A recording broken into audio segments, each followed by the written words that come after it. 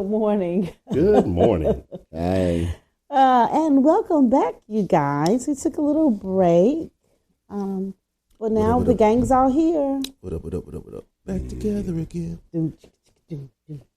Hey, back together. Okay. We're not known for our singing vocals, but we do have them sometimes. But we can make some yes, joyous noise. We can definitely make joyous noise. No. Gonna have a good time. Yeah. Oh my God, it only gets worse. No, we're not doing that. Anyway, From the Fat Albert movie, I know. like when they just randomly just sit. Yes. That's what I said. We're not doing that one. You sure? Positive. Can we do the Rufus and Shaka Khan? No, we it's the same can't. bass line. No. Anyways. Oh my God. This is like take the batteries out. Something good. And you can tell they're excited to be back, and I'm happy. Just they have so much excitement. I ain't excited. I'm just I don't know. I'm all jacked up on Mountain Dew. Jesus. Gonna be on you like a spider monkey. Oh my God. You stay jacked up on Mountain Dew. I stay jacked up on coffee, sir. How was y'all's week? Oh God, I better not move my head too. Slow it down. I need vertigo. Kim. So I had Hand position versus microphone position. Yeah. I had to get my She Gotta get her neck together. yeah. Screw that microphone. I'm sorry, but the microphone's right here. Yeah, and the unit's right there, and they keep going. You don't hear it. No, I can't hear it. We'll put it right here. Let's see if that'll work.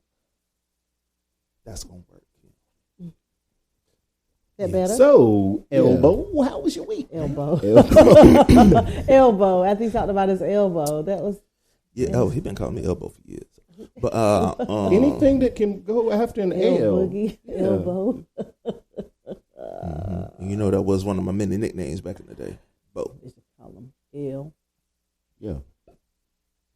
I honestly can't flipping remember past maybe day before yesterday. I don't know, man. Been alright. I'm here.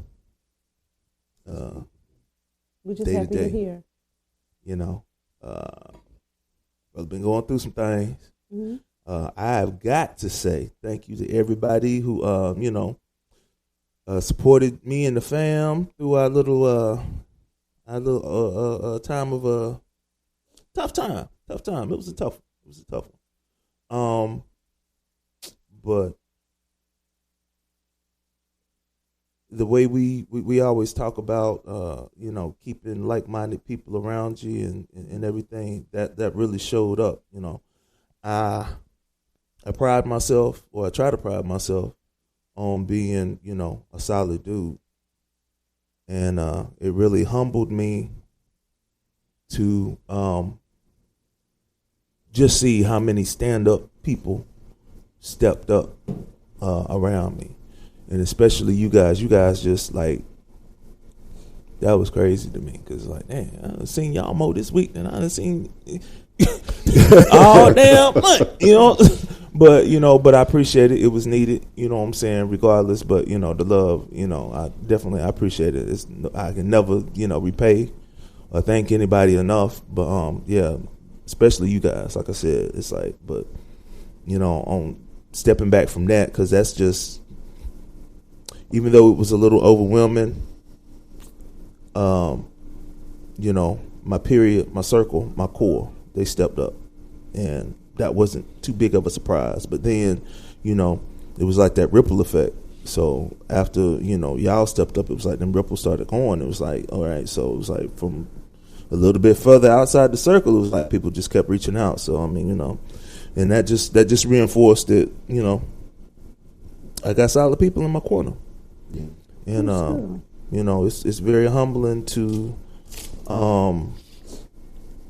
be that person that you know that you take your pride, you take pride in for being like, yo, this cat right here, that cat right there, whoever, they always know if they need me, they can call me and I'm going to be there if at all possible. And usually, even if it ain't possible, I work something out, So just to, see all of that, just return, like I said, that just shows me, that I feel like I'm on the right track. And if I'm not, that's cool. I'm happy with where I'm at.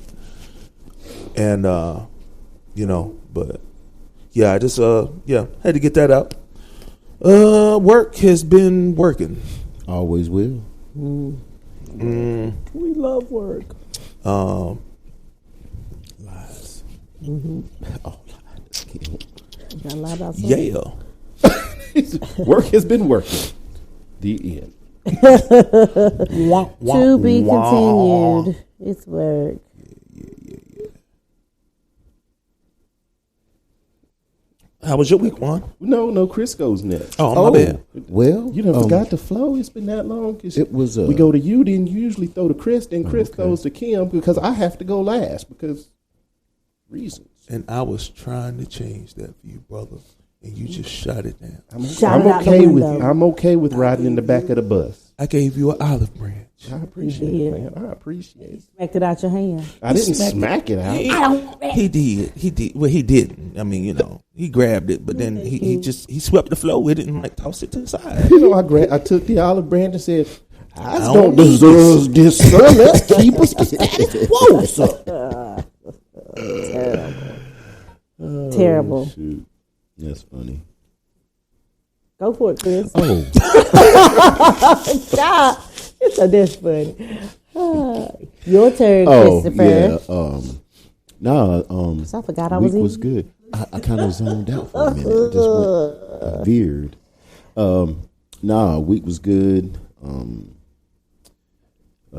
Didn't do much. Work home. Like as always. And remember, there's a 2 week span. Yeah. Y'all have to recap. So because of Bigfoot Cinderella over there. just I don't even know what you're talking about. I missed that one. Because last week we didn't record because my foot. Because of her foot. Was incapacitated. Yeah, I saw that. It was ugly. You just can't be standing in my yard. I realized that. It was ugly. But I never walked through your yard. I never walked through your yard. Because people who have dogs, I don't walk through their yards, period. Mm-hmm. But no, you walk through my yard, stay out the ditch. Well, I was getting food, and the only reason why I walked through because the kids were helping me. So that was the quickest way. So I was like, okay, and I'm trying to help one of them. It was Laura's little grand boy, and I was trying to help him carry something, and I kind of felt something, on my, on my face. And I was like, okay, whatever. I was, working my. Yeah. There you go. This? Yes. Was it hitting it again? No, it was cutting out. What do you say?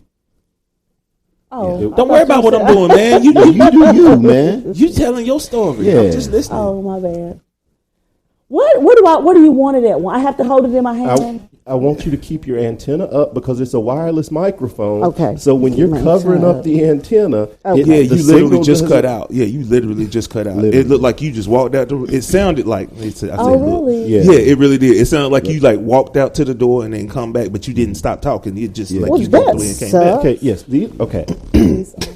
Let me show you how these things. These are a couple of things that you need to focus on as we're recording because we have wireless microphones. Okay. One, you need to pay attention to the microphone and where it is in proximity to your mouth. That's called mic dynamics. Mm-hmm. The closer it is, the fuller the sound that we'll get. The further away it is, the further away it'll sound like you are. Correct. If you put things over the microphone between your mouth and the microphone, we won't hear it because it picks up your voice. So sound waves get blocked by your hand. Let me see. The other thing that you want to pay attention to is the positioning of the antenna. Because we're not using extremely high quality wireless microphones.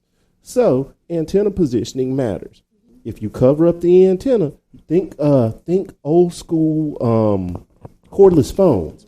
If you break the antenna off your cordless phone, the signal doesn't reach the telephone. Yes, it will.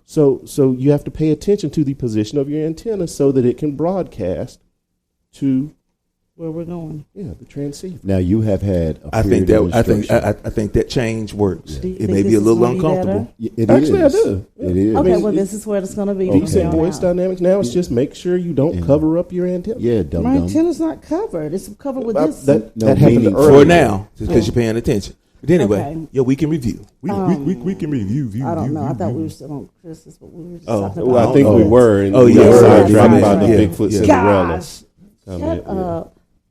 Oh, anyway, Chris, carry on. We'll talk about my Bigfoot I Cinderella. done forgot what I was saying. Basically, you just got my week. Oh yeah, it was good. Last week, just wanted to, it was good as well. I mean, considering, Do we need to break that down, by the way? Did y'all say anything? We did. We said Yeah. that you lost your mom. Okay, all right. Oh, no, I ain't That's- losing. that's what I you knew where she's at the whole time. Yeah. I mean, well, she had passed away. stupid ass. She in the You lost the presence in The this presence of your realm. mom, of yeah. your mom. Her See, earthly that's too many presence. words. Yeah. That's too many words. Lost the True, earthly that's why presence. typally people just say you lost. Yeah. No, but that's You not was like, I ain't lost. loser. No, Where she at? Yeah, She was right there. and whole the time. body. Yeah, I mean, Right. for what I can see, I knew where to find it. I Yeah. know that's I'm right. getting ready to go pick up the rest of it. I know. Hey, and then you'll really know where to find her. I know, right? Jeez. Oh, my bad. I'm Huh? sorry. Oh, that's okay. But yeah, So I just keep forgetting what I'm saying. nah, the week was good. Last week was, it was all right considering. My main focus last week was to make sure my brother, was good. That's cause brother to brother, and I literally consider him a brother. I love him, care about him, and I don't give a fuck. I'm with him. You know what I'm saying? Come hell or high water. I don't care what nobody say. Yeah, you know proved what I that one. You know what I'm saying? So Yeah. no questions asked. We'll talk about it over a beer and a shot afterwards. That type shit. But other than that, man, it was good. Still 10 toes down. As always on the grind. But yeah, Kimberland. Now you can talk. Bet you ain't got shit to say. No, last week was a busy week. Well, it was a full week. Last week I got off of light duty. Yeah. Last week I got off of light duty. She Nice. she messed her Thumbs finger up. up one week Yeah, and next week is a foot. Yeah. And by the way, people, if you would have seen Kim's foot, Shut it would have scared up. the shit out of you. It was ugly as hell. It was the best horror movie I've seen, and it wasn't even a full 2 hours. It was just a full minute. Think Hammer's toe from I'm Gonna Get You Sucker. Yes, Lord. Oh my God. Without the throb. Yeah, If you pause just- it, if you pause it when right before it starts to contract again, that was a Oh. huge bitch. Honestly, just looking at the picture, I imagine that it was throbbing. It was. I imagine the I throb. was scratching it. It was itching. It was terrible. Anyway, did it have a heartbeat, Kim? felt like it. Oh my God. It felt like it. Right there on top with a puff in the ear. That was anyway. But I came off of light duty. And no, I actually came off light duty this week, not last week. Yeah, because I came off light duty Monday, Tuesday of this week right here. And now I'm on vacation. But yeah, the week before, when we didn't record last week, Well, I went out. Yep. I don't know You're why. back. Huh? You're back now. Okay. Yeah, Yeah, I could okay. hear me go out that time. Okay. See? Okay. Aha. Good. And my look where my antenna was. Right here. but notice how good you sound to yourself, because you sound good to yourself to us. Anyways. That perfect mic dynamic. See, I went out again. See? That's all right. He talking about this side. Wait a minute. I wonder is it. Okay, let's try now. Uh-huh. Let's see. What that you was changed doing? up a dynamic for sure. What do you see? There you go. Okay. You had my mic messed up. Because he don't want to hear Juan. shit you got to say. Why? Shut up, Chris. Doesn't matter. It's for the people. Oh, it's for the people. Anyway, This week. Everybody know Kim for the Oh, that sounds a lot better. It does. I don't know what you did. It sounds crisp. Yeah. It does. Okay. See, it was a Keep setup. talking. It was a setup the whole time. All the time. Yeah, got off light duty this week. I went and had some lab work done this week for my physical next week. I mean, whatever, Because it's my birthday month. Yay! Yeah. Let the ass whoopings begin. Yeah. We don't know what we're going to do, but we're going to do something. You're damn right. I thought we already knew one thing we were going to do. What? We're going out, right? Yeah. We're going to do that. We're going to do that. I just found we that said out. we 98 think, Bistro? We think I got to call and confirm. Yeah, I got to call and confirm the reservation. On In Main High Street. Point. Mhm. Oh, okay. Just It's right across the street It's from Thai food. Bayou Blue or Yeah. Blue. Mhm. But I think they can accommodate, Okay. the party. But anyway. Count me in. Yeah. No, it's not. It's not. It's that average. expensive. It's average. it's good. Yeah, I hope so It's too. pretty The good. menu Because looks it's Thai. They really good. used to have like this it's really Thai. good lychee wine. Yeah. Delicious. Lychee. Yeah. And it is Thai, right? It's Thai. It's Asian. It's It's Asian. Asian scene type, bistro. Yeah. Okay, yeah. I'm talking about Asian I'm bistro. down with That's that. what it's called. It is called that, but it's Now a you're lot of their Asian food is bistro. like It's like an Asian fusion. yeah, Oh, Asian okay. food. I'm with that. But hopefully, They got like bao bun burgers and shit. I didn't see no bao bun. I don't think they have bao. That's Asian. It I'm just is. saying. Yeah. I know, but I didn't see that on there. Oh, that's okay. But yeah, we're gonna do that and enjoy. I think I gotta confirm the reservation. What happened? Oh my God! I just noticed the Oh, camping gosh. picture up there. I remember Oh, seeing my the pictures gosh, of the really? kids. Yeah, but the picture of us camping, I just noticed that. That's crazy. That's always been up there. Yeah. Sure I, has. it just, Different perspective. it just, yeah, I don't know. He's looking yeah. from a different Wow. lens. Maybe his Yeah, glasses I are need clean. Who knows? I know, probably not. He said probably not. But the glasses week has always been a dirty. great, great week. Fun-filled week. Always busy. But I'm just happy to be off until I go back to work on the 26th. Hopefully I'll be able Oh, to for kind of real? just You chill. got a nice little Nice. vacation, man. No. But hopefully I'm You gonna be able to. Yeah, I am. I'm gonna. You're gonna be able to, but you're not. I'm going to. You're gonna choose not to. I'm not going I to. agree I'm with you, choosing Larry. to. You sure? I am going to choose. Everyone, to chill. mark your date Yes. today. Now, within the next don't matter. 24 hours. It don't matter. Next week when we I record do- next week, I she'll do be have like, a class next. I have a class Tuesday, that I have to go take, mandatory class or whatever. But after that, Is that an obedience class? Because you're not very obedient. it's a class for work. We're getting new tasers, so I have to go take this stupid. Oh, so you get taser class. tased? No, I don't. Oh, you don't? You just show new equipment, so Oh, we should okay. have to get 4 hours of in service, Okay, basically. nice, but nice. but God yeah. forbid you squeeze the trigger wrong. Yeah. No, but these are different. These are not like the old ones where you just, according to what they say. Do they look a lot less like handguns, so you guys are less apt to pull the wrong one and accidentally? Well, I don't ever pull the wrong one because I don't carry a taser, but I really Kim use says these her hands. code so food is so good. you say just straight up, you just I capping can- folk, huh? I mean, well, for me, it's easier for me to justify a natural response of me open fist, open hand, than me saying Pimp "Oh, hand natural strong, response is to pull. Pimp hand a-" strong. Pimp hand strong. But everybody does what they, what's best for them. Put it like that. But anyway, yeah. Other than that, it's, I'm like, might it up, the nigga have a heart condition. It have a pacemaker or something. It'll kill him. It just be mighty up. yeah. They be like, how did you tase that man? He had a pacer and activated his pacer and set him on fire or something. I'm like, God, He just burst into my flames. look. We don't know what happened. The motherfucker didn't listen to me. Told him to give me my 6 feet. Oh. So He that's why charged on me. I'm a firm believer in the de-escalation tactic and just hands. It don't always work. Soft hands. Yeah, open hands. I Soft understand. hands. Listen, I come in peace. But anyway, Soft hands are good though. soft hands are great. Yeah, Juan, what yeah, you 'cause got you over can- there? You all take right? that palm and put it across that jaw. Oh, that Yeah. right there.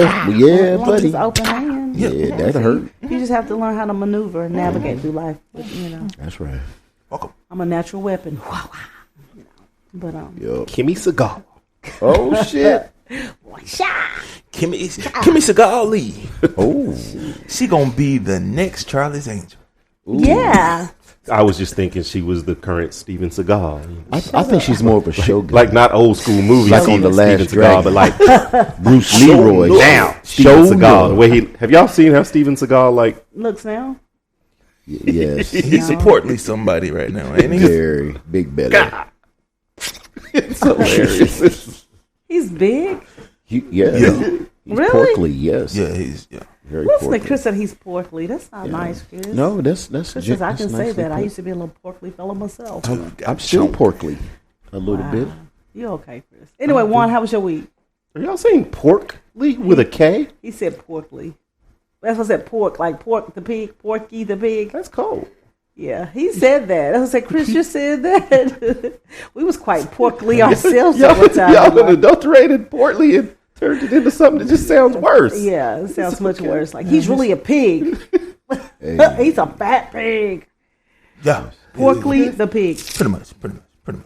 I ain't watching right now. It's not supposed to watch. It's supposed to just Oh, tell. no, it ain't the same. Yeah, my week was pretty good. I have I've given up on Florence because I had her motherboard came in, and the one that I ordered said it was the motherboard for her does not fit. So Bastards. I had to send it back to China, and I don't want to wait for another one.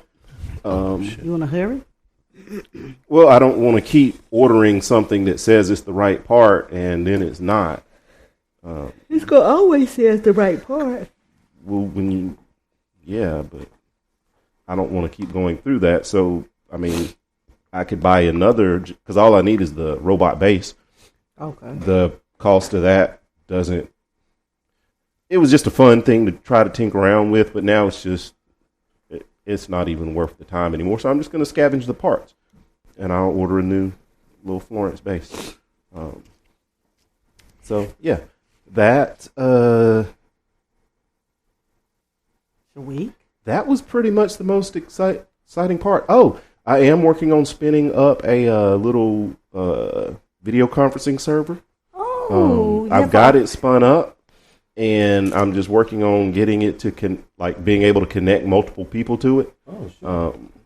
So yeah, figuring that part out, pretty fun. So everybody will be able to download it and Yeah,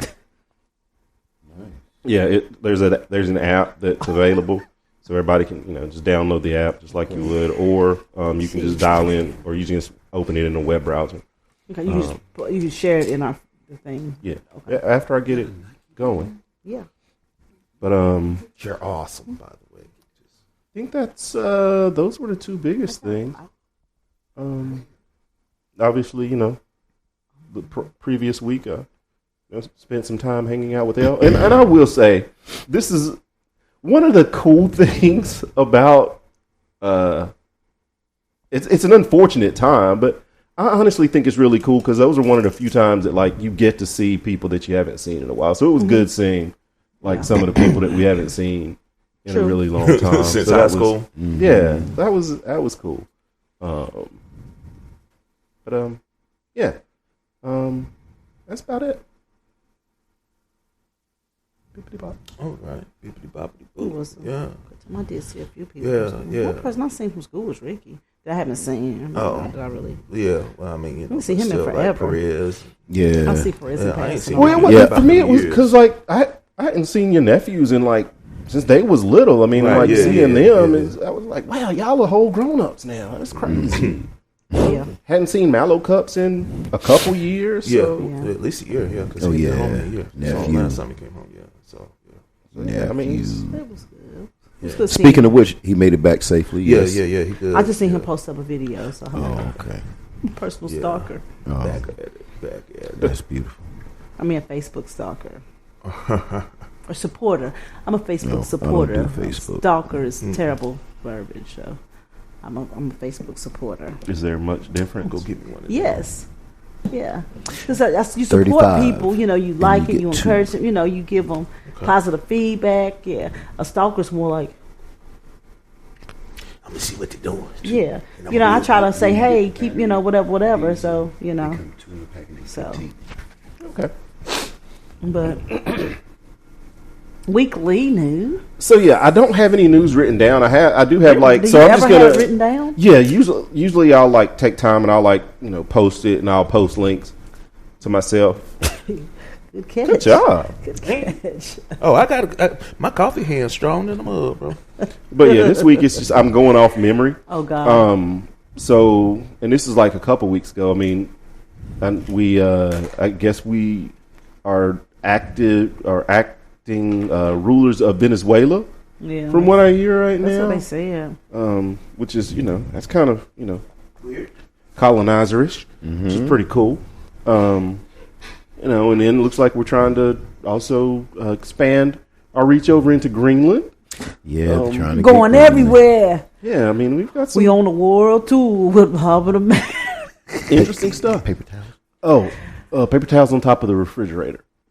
Because he doesn't like people to use them. Let me see. I mean, it's napkins. Napkins. I don't have paper towels. Yeah. He doesn't waste the roll. But You made him. Oh, you did. I would say let Florence do it, but don't Florence do it. is deceased. What about Chauncey or whatever this was? The other one is the one upstairs. Chauncey. Oh, that's Chauncey. Oh, Chauncey. Chauncey. That's Chauncey. Yeah. I don't know why my watch ain't working, but Yeah. Let's see. Also, white woman got shot by ICE agent. did she die? Yeah. Yeah, pow, pow, pow, pow, pow, pow. Yeah, there's like Was that in Missouri? Minnesota. Oh, Minnesota. yeah, somewhere I did in. I wrong remember in. seeing it come across my Wrong in. Facebook feed or something. Yeah, I they got think footage of it happening. She just making a 5-point turn. Yeah. Yeah, that's kind of wild though. Yeah, and that's the thing for me. I don't understand. They say ICE has been around for a while, but my thing that it kind of don't make sense to me. Okay, if you're supposed to be a law enforcement agency, why you got to roll around with these masks on with your face undisclosed? You know what I'm saying? Like you are just a renegade bunch. You know what I'm saying? I think because a lot of them are scared. Man. Not that justifies it, but I'm saying I think that a lot of them are scared because the stuff that they have been doing is like some of the stuff is kind of barbaric. Hiding your face gonna make you not scared? Yeah. As far as I'm concerned, if somebody roll up on me with masks, You trying to rob me? I'm pulling. I'm I'm Two in the pulling chest, on one you. in the head. I'm pulling. Hey. Yeah, I'm dead checking your ass. Thank you. Yeah, I'm Hey, they're getting two. yeah. Tat tat. One to grow on. Whoa, talk about it. But Yeah, I mean, it's just. I mean, I can see if you come up, you got your ICE badge. Yeah. You got your face with your badge number, but why you run up on me like you straight trying to rob me? Yeah, that's. I don't. I don't get. I think that me and you part. was talking about that last week while we was Yeah. waiting on Kim. Yeah. But yeah, it feels kind of Gestapo-esque. Yes. To me, and I'm not one of these conspiracy theorists that are like, this is Trump's trying to take over or anything, but yeah, the way ICE operates feels kind of Gestapo-esque. More recently, because they haven't always operated like that. Right. They haven't. This is the recent new and I tactics did they realize have. that they have been a while. They have been around. They just have. We've called them by their full name, Immigration and Customs Enforcement. Yeah. And I don't know why that didn't click that ICE is the acronym for that. I'm like, they have been a while. Okay. Yeah. It took me a while to because now, especially now, it's just ICE. Yeah, ICE But- just sounds so. Yeah. I mean, because we don't call the FBI feeble. Yeah. And people are literally scared. And I know this to be a fact because I had one of my workers. He was like, "Hey, boss, I'm gonna be out because I got to get sworn in." And for real, you know what I'm saying? And he's from Tibet. And but he's like, he's like, I've been over here since I was 5. Yeah. You know what I'm saying? But he's wasn't legal. But he was happy as a fag with a bag full of dicks. When We've he discussed that. Oh yeah, I'm we sorry. don't know how Retract. happy I'm they sorry. are. It's just I don't know how apologize. I happy they apologize. He was ecstatic when he came back Great word, Monday, Chris. and he was like, "Yeah, I was like, how'd it go, Ron John? He was like, oh, sorry, I won't say your name. But he was like, I got it. I was like, bet. And that don't mean nothing. Yeah, of course, it certainly doesn't, because I mean, you think it the would. random white lady that was shot was an American citizen. Well, see, that's the thing that I have. I have a problem with, because it is too easy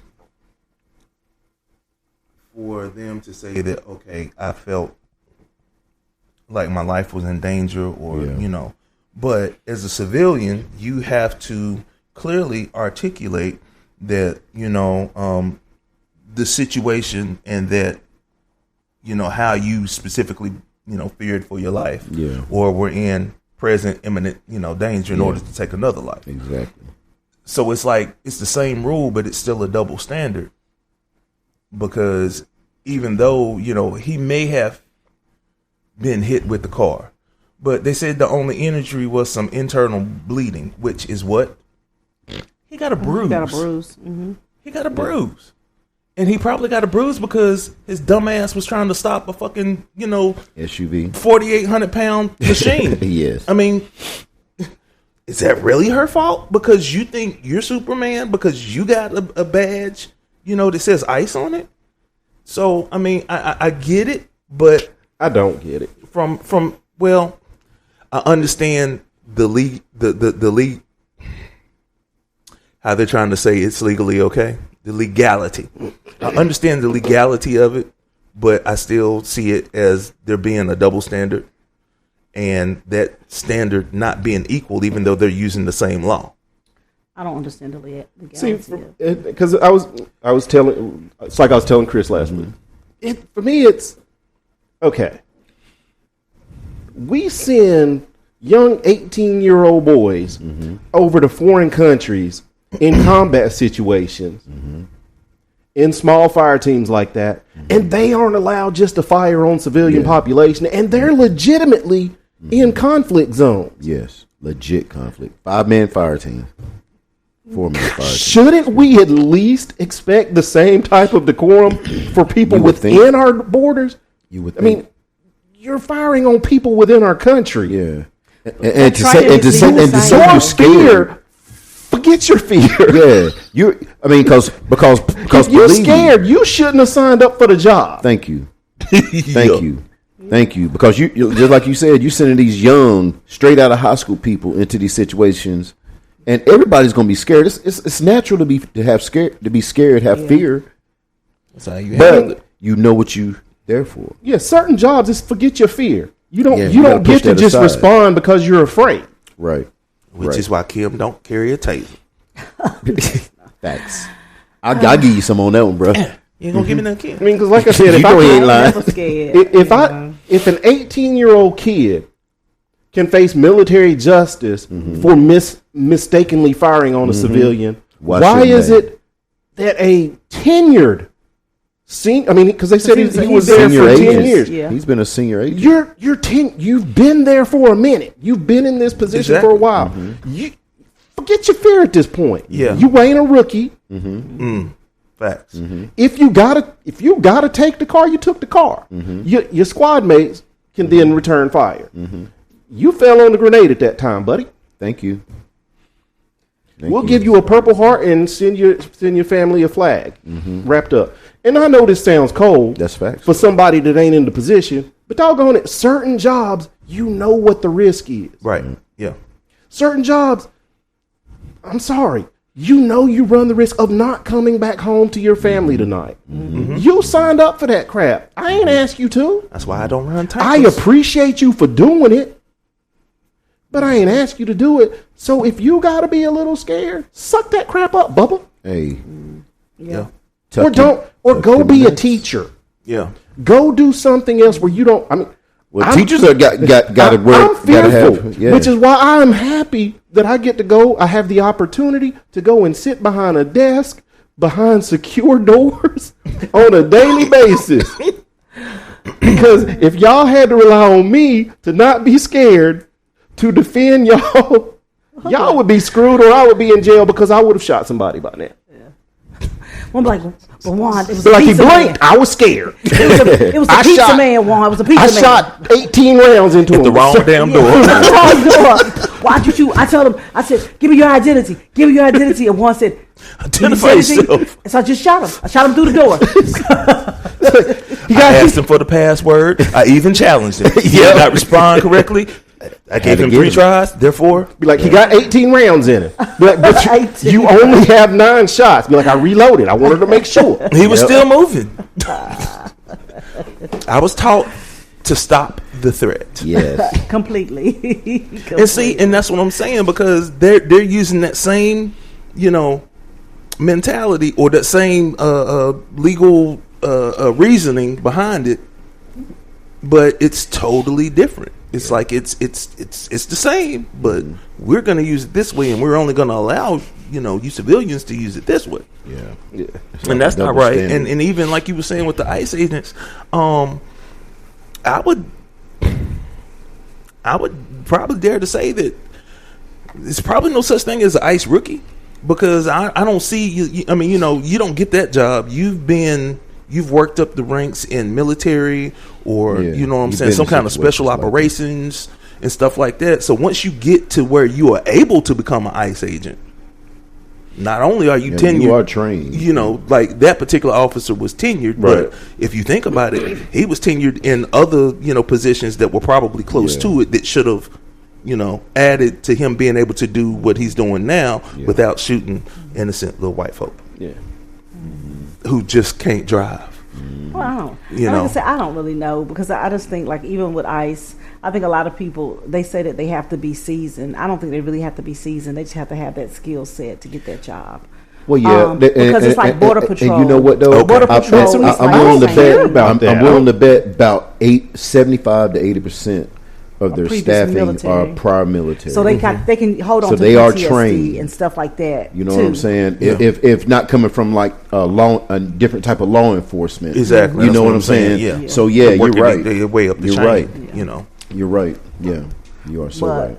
Not that that doesn't justify anything, but I'm just saying, like, everybody who does a job is not really. I mean, you know in your head the situations that you're going to get yourself into, and you know that you are trained, and just like in the military, they tell you that's when you take a deep breath and you rely on the training that you have. You just don't react, just like you were saying, Juan. You can't just react off emotion or feeling. You got to rely on your training, because you are trained to control the situation, regardless if they're erratic. You know what I'm saying? They teach you tactics to where you can at least disable the vehicle where they can't roll, or you know what I'm saying, or he could have popped around in the tire for that matter. And granted, at the distance that they were at, you're not going to disarm. You're not going to stop the car before it hits you. But he's also right up on it, so it ain't like the car is going to gather enough momentum to seriously hurt you, unless he hangs on to it, trying to. I mean, and that's my problem. Which that's the thing, because they said he did have a previous instance where he was dragged. So granted, there's possibly some fear, but my contention is still certain jobs. Screw your fear. You don't get to operate out of that. I mean, like I said, if I can expect that, as an 18-year-old, I can be dropped into a hostile situation and not expected just to go shoot everybody. I should be able to expect the same thing out of a doggone person that's within my borders. I totally agree. A protective agency. That's ridiculous. Because that's the problem I have with like police officers that are fearful. Buddy, you signed up for it. I'm sorry. This sounds really cold to. Because I know I have friends that are in law enforcement, and so it sounds cold. But you know what? Certain jobs you don't get to be scared. Yeah. You don't get to. At least you don't get to operate out of your fear. And I fear for you. I feel for your widows, and I empathize. It would suck to have a family member that got taken out, but it also sucks. You don't just get to operate out of your fear. I'm sorry. Yeah, and I get that. I mean, because I guess this is kind of news or whatever, but just on the local level, like I heard the other day about they were talking about firefighters and how firefighters, have a high risk of cancer. If you know that your family, cancer runs in your family, you probably shouldn't be a firefighter. Yeah, black lung. And I'm just saying that as a parallel to, you know what I'm saying? You can't operate out of fear, because if you even with that, or, if you got some kind of traumatic experience where, you messed around and caused a grease fire when you was 2, you shouldn't become a firefighter, when you get nervous when people strike matches around you. And then now all of a sudden you supposed to be running into a burning building and you can free. I mean, it's the same thing. You can't operate. Yeah, you can't operate out of fear. Yeah, I mean, a firefighter. You don't get to be like, I ain't going in that fire, boss. I'm scared. Mm-hmm. Right. That's a burning building. Do you realize that's a burning building? I'm gonna stand right here with the hose. I can go and get no. They don't get to do that. Yeah. Right. You certain jobs screw your fear. You swallow it. Mm-hmm. Mm-hmm. You do your job. You perform. Yeah. Yeah. But anyway, all right. Any other new news? I'm trying to think. What about the tax? Now they got new tax rules. I hear that they're supposed to be better. I haven't saw my accountant yet for this year. I talked to my person. So I don't know. Talk to my person that does my taxes. It's a short. I know it's a shortage. It's got to be. So but I'm not even moving it. I know. Oh, but they were saying for people who did overtime or whatever, they get they'll get like a extra credit or whatnot. Well, they're not taxing overtime. Yeah, they're not taxing it. But if you don't put it on there, like I think they said you got to have your last pay stub of the year, in order for them to see how much overtime you worked or whatever. Because being that the companies wasn't filing it or something like that, well, they wasn't. What did she say? I can't remember her verbiage, whatever. But she was saying just like if you did overtime, just make sure you have your last pay stub of the year, because it's like companies wasn't filing it or taxing it or something along that line. So that's where your other credits will come into play. But if you don't have your last pay stub, then you don't get credit for it. It's like you lose the money or something like that, or the credit. Yeah, but who ain't got their last pay stub of the year for this year?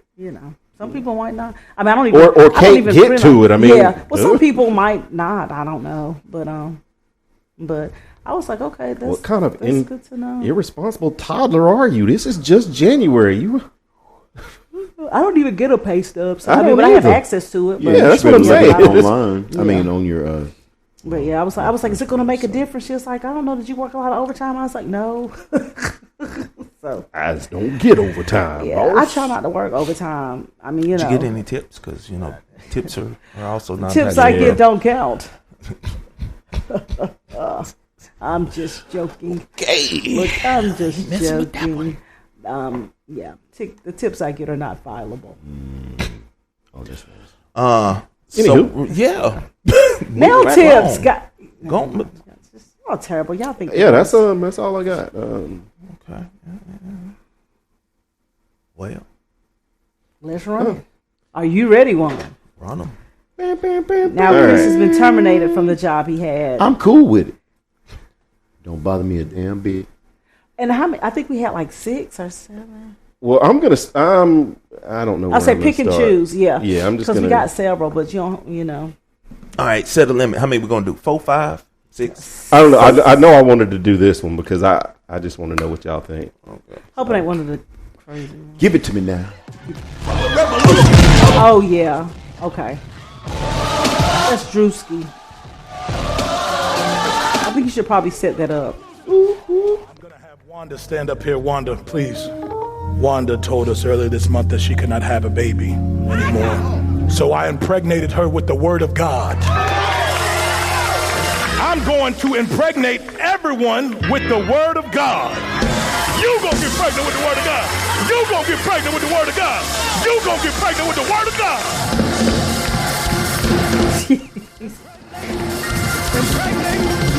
I had somebody in the congregation ask why I'm wearing Christian Dior and Christian Louboutins. Because I'm a Christian and I walk in the blood of Jesus. Give him some praise. I'm a Christian first and I walk in the blood of Jesus.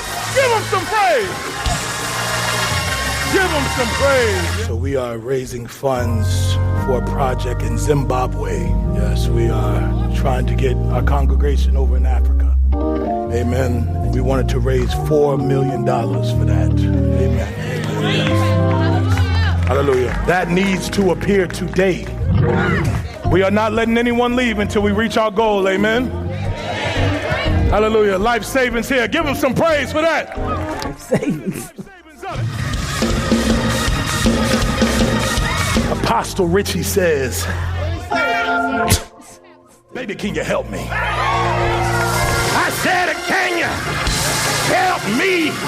I said, can you help me? I'm going to finish this word here, and I'm going to do the Christian version. Don't worry about it. I'm going to do the Christian version. I'm driving this Bentley Bentayga because I believe in Christ. Can you leap on your legs like a survivor? Can you leap on your legs till the money fall out your pocket?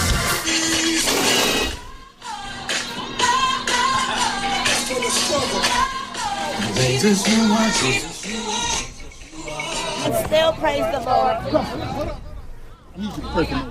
Hey, come on, man. Hey, get your hands off my car. You gave tithes and offering? No. Back the fuck up, man.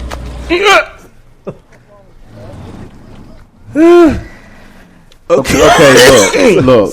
So for the wait. Yeah, so that's the Drewski skit. Yes. Or it's little excerpts from the Drewski skit where he's talking about megachurch pastors. He's gotten some flack off that because there are people that think that he's he offended them because they say he's insulting God. He's not insulting God. No, he's insulting. I'm sorry. Go ahead. Oh no, I was just gonna. I was just giving all the I can say is the background on that. All I can say is no. No. You know, I just I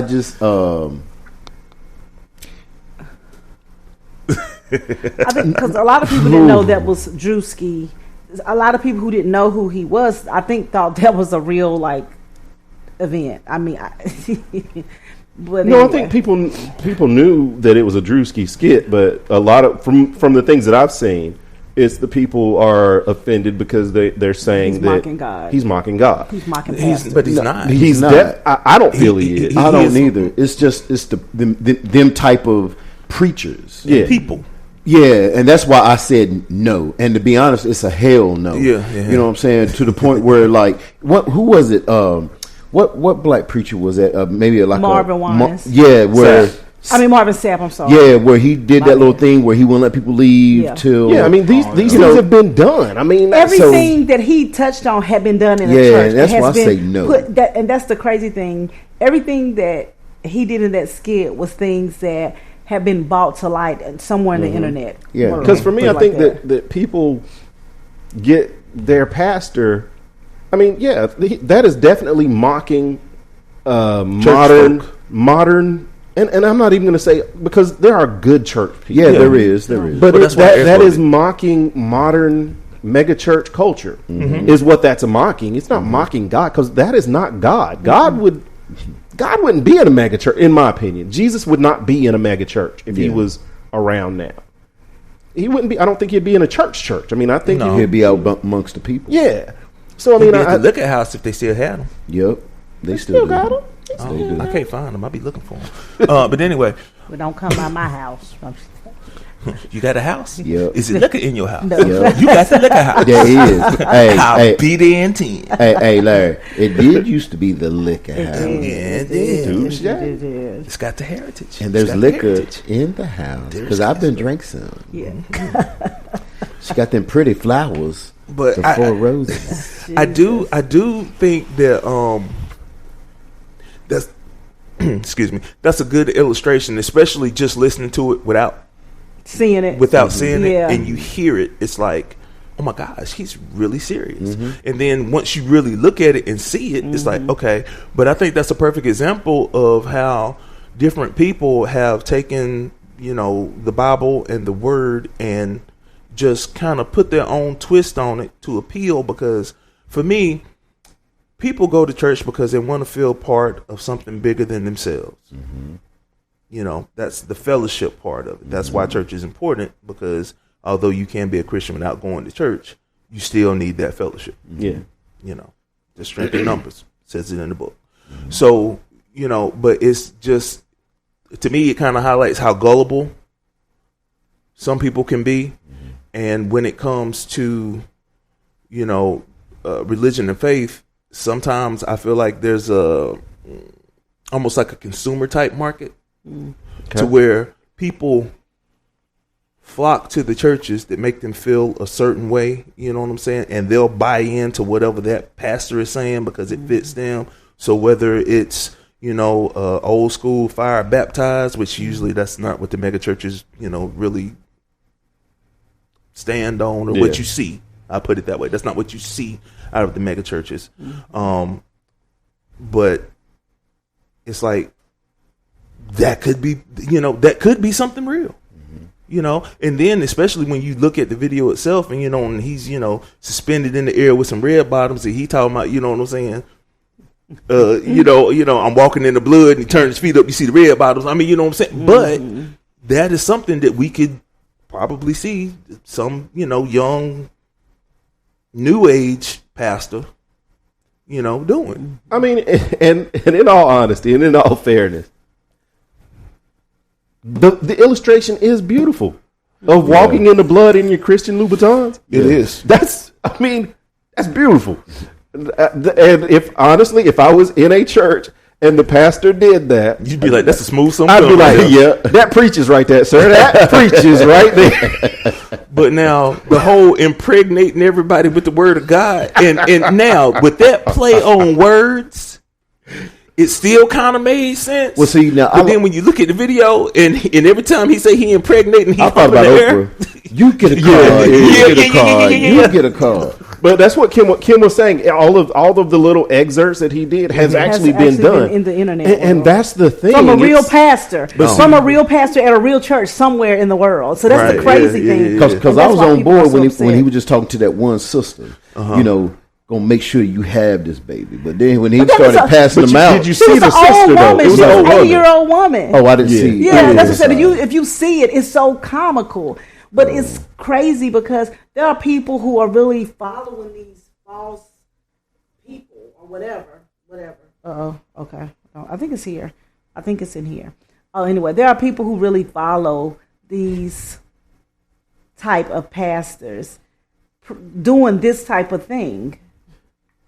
But see, I wouldn't even say that they're, because for me it's, again, taking in segments, viewing each segment in and of itself. Other than being a great performance, I don't see anything wrong with it. For me, it's, and like I said, because everybody has their own. I mean, because I don't think any of those things, other than the last part where the guy's like, "Could you pray for my wife?" Could you pray for my wife? And he's like, "Have you paid your tithes?" Yeah. And he was like, "No." And he was like, "Get away from my car." That's the only. By the way, bad. He was in a Bentley Phantom. By the way, that's the bad. That's the bad part. But with the steel, I have no problem with a pastor wearing CBLs or CLBs, Christian Louboutins. I don't have a problem with it. I don't have a problem with the theatrics because sometimes it takes that for some people. Sometimes it takes that. Yeah, sometimes it takes it. Sometimes it does take the 45-minute shout session. I mean, I ain't one of those people that'll sit there and be like, "Do it take all that?" If I'm ready to go, I'll just leave. I'll leave you. I'm like, all right, we've been here 3 hours and ain't got the message yet. But message. Different people need different things to get their nugget out. I didn't see any of the individual aspects of it. Again, other than him sitting there counting the money. That's kind of, it made it look shady. But I mean, you do need to count money after you take in tithes. But the pastor don't count the money. The pastor don't touch them. It's not supposed to touch the money. I mean, that's a denominational thing. The trustees. That's who you have all. One man church. For. But but that also goes to where what I'm saying, another misconception, which plays on it all is that a lot of people think that that money goes straight to the pastor. Yeah, and that's I mean if they got any kind of sense or any, I ain't gonna say sense, but I mean it is a business, so You know, whether they're in a building or renting a building, there is going to be overhead that's going to have to be paid because, you know, God will provide, but he don't pay. Yeah, I was going to say, God don't send that check. If that was the case, let's shoot. Everything would be on auto draft. Send it to God. Send it to my daddy. My daddy said he got it. He paid it all. You got his account number. He paid it. That's right. He paid it all. He paid every bit. Glory. But yeah, I thought it was a good skit because it did point out some of the, like I said, for me, I don't have a problem with the theatrics that happen in some larger churches because sometimes it's needed. Like I said, for me, the only two parts that, you know, were anti-Christian were the him not being willing to pray. But I do know that happens in some churches, and in any sort of an organized anything, you're going to get your bad apples. And for me, that's a bad apple situation. So I definitely don't think he was, you know, disrespecting God because God don't care about your church theatrics. God don't care about none of that. None of that is God. Yeah. That is all man. That is all man. Yeah. And the people, I feel like that the people that get upset about that are the people that actually, like we were saying earlier, you know, they almost look at their pastor as God. Yeah. Or as a God. Or they, you know, they hold him in very high esteem, you know, instead of, you know, hey, he just as flawed as I am. Pastor John is a man too, baby. Pastor John is a man too. Don't blame Mr. Charlie. Mr. Charlie is just a man. Yeah, he's doing the best he can. Trying to do the best he can. He trying to make it in just like you. It ain't no guarantees for nobody. All right. Y'all ready to move on to the next one? Yeah. Well, and I know some of the ones I sent were rebuttals to that. So if you look, I mean, choose wisely, sir. Yeah. Some good, some, you know. But I think I sent one with Drewski reply. Did I send that one? Anyway, I'm not sure. Because I think on one of the things I seen, Drewski was replying to his skit. Probably comments and stuff off of it. Yeah. But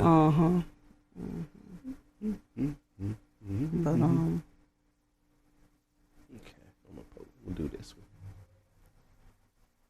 Just do it, Juan. Don't be scared. Mistakes that I believe that I made in my storm was choosing isolation.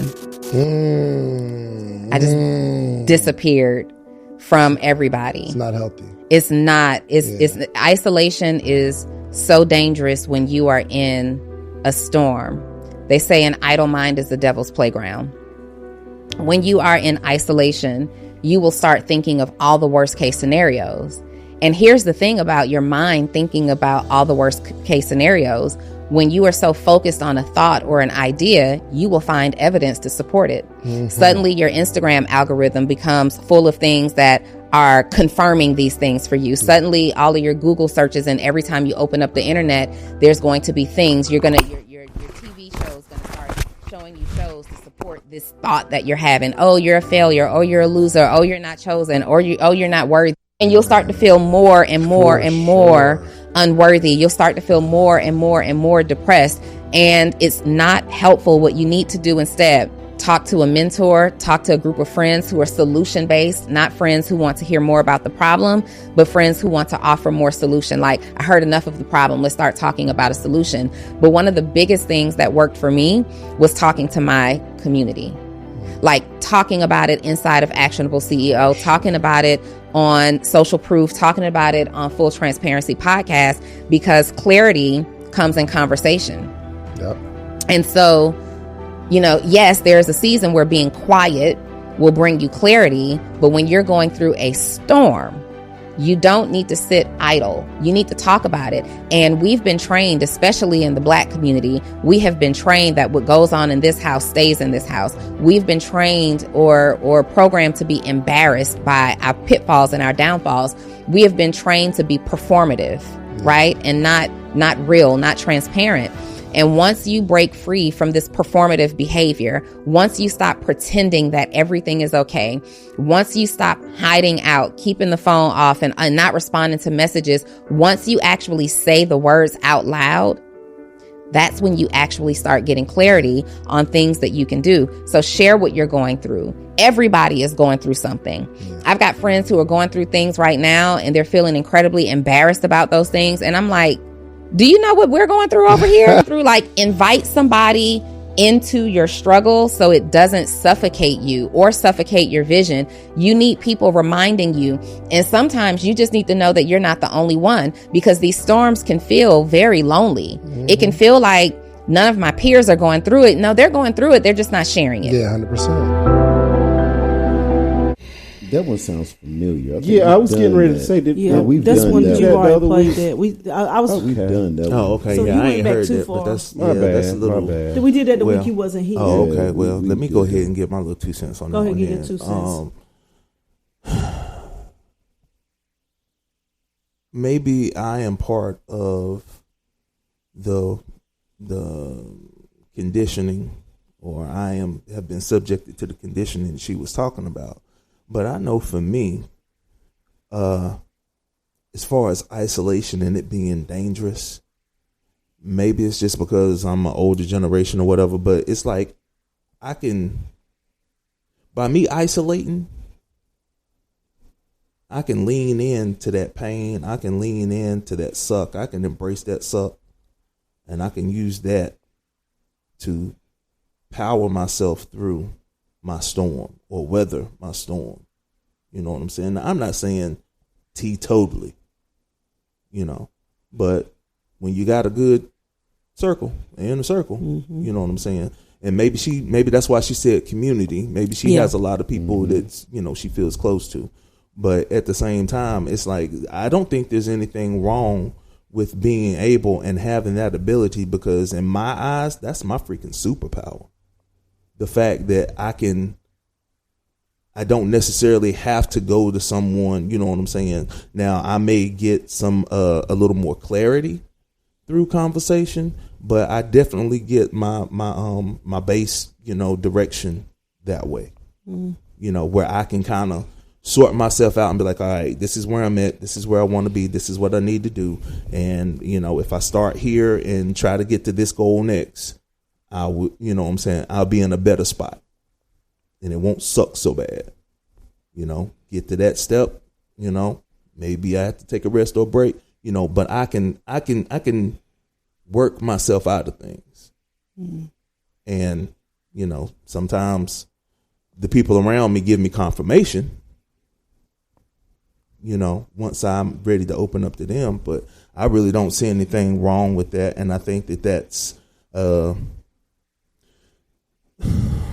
maybe not a problem, but that's a difference. And I think that contributes to the newer generations and all of the new little catchphrases and emotional trends that have come out, especially as far as behind counseling and people supposedly just cutting toxic people out of their lives. That's a big thing. I've been hearing a lot about.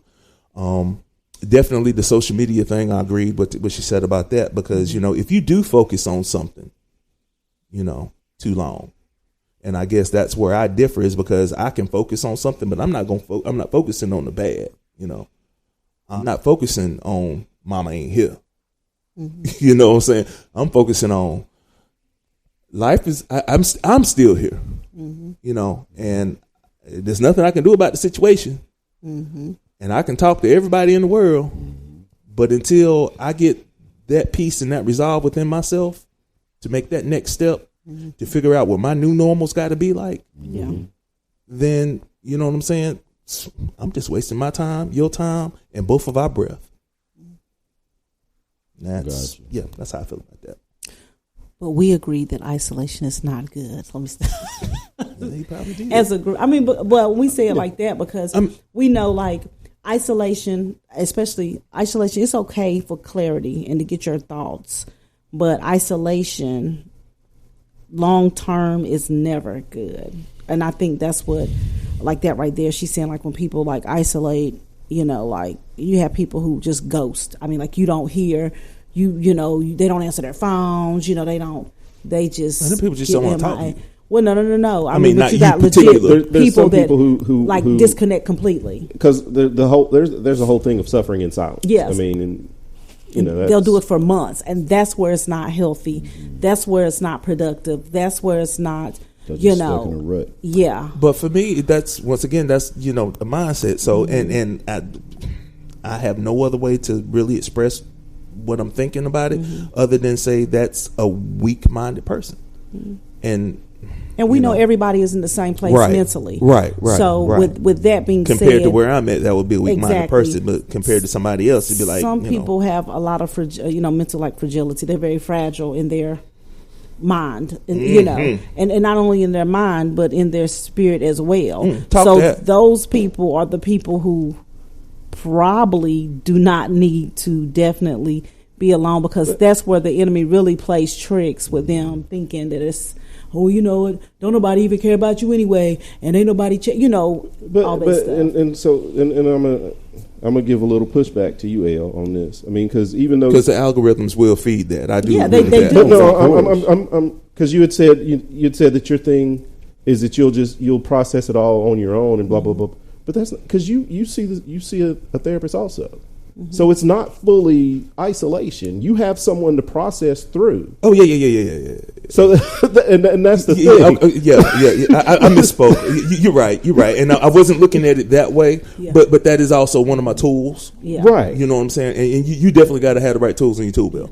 But those people who do that isolation have nothing. Right. Yeah, and that's isolation versus utilizing tools, because as a tool in your box. The people who isolate have nothing but I'm gonna just look at TikTok. The worst thing you could ever do, or look at these online, just be social media, because I don't isolate, but I know there are times that I've looked at one thing and the next I get sucked into all these vegan restaurants in California. I mean, especially food. I'm a foodie. So I'll be looking, I'm like, oh my God, I got to go there. Where's it? Oh, this is in California. I'm going to like that because I'm going to go there one day. And then they just keep sending me stuff. And then I'm in Texas. I'm like, oh, well, this is a little bit closer. I could maybe go here. Oh, this was in Atlanta, So they keep feeding in their algorithm. They feed you stuff that you like or you subscribe to or whatever the case may be. So if you're going through something emotionally or you're trying to isolate and you just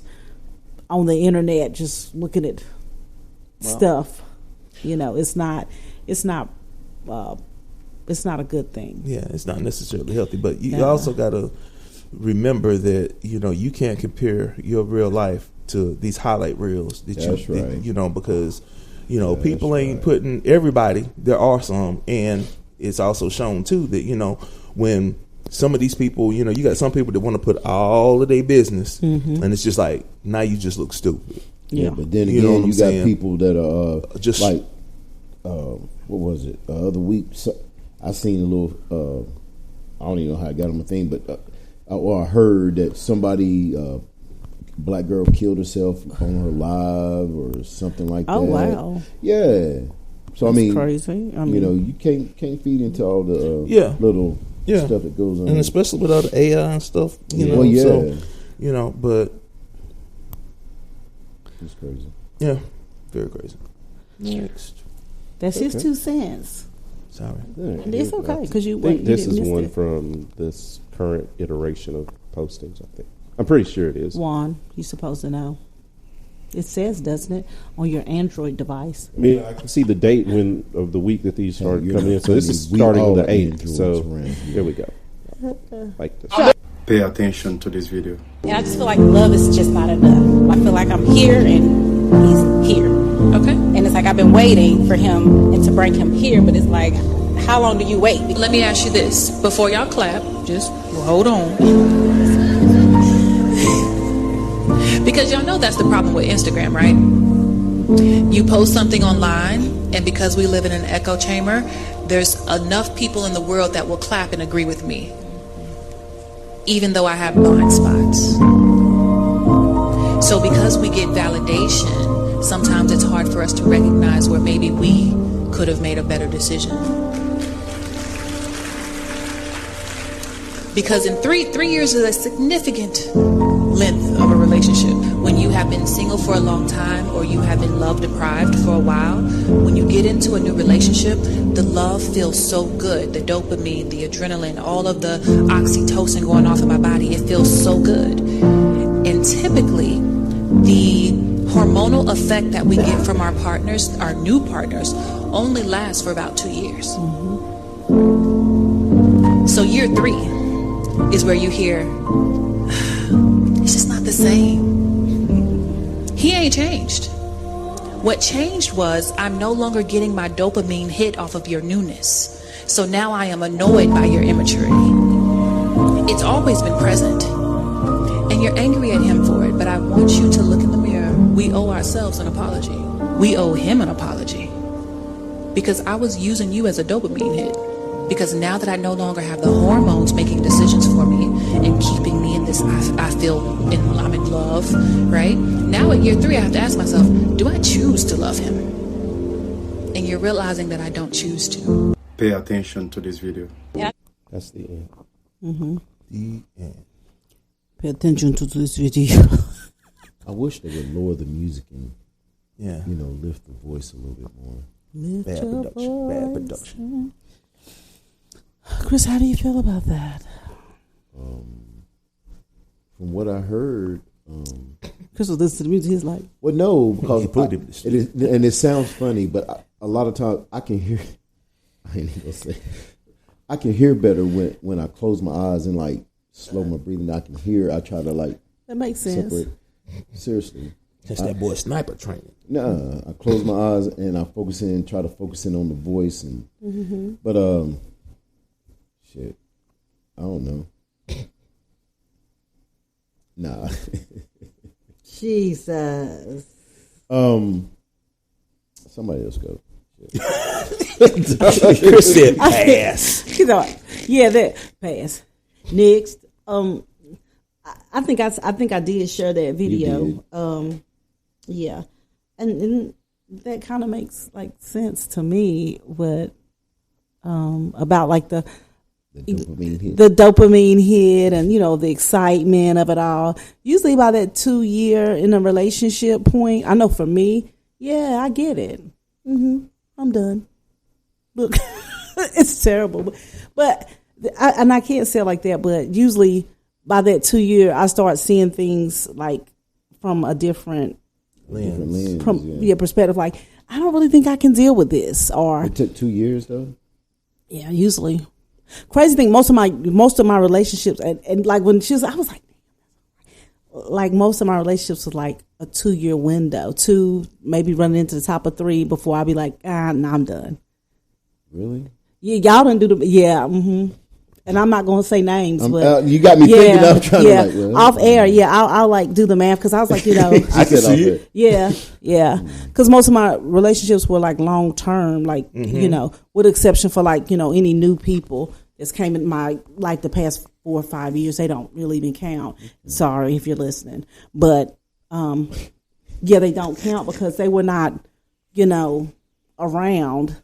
So most of the relationships I was in for like 2 to 3 years, usually something happened in that time. And that's,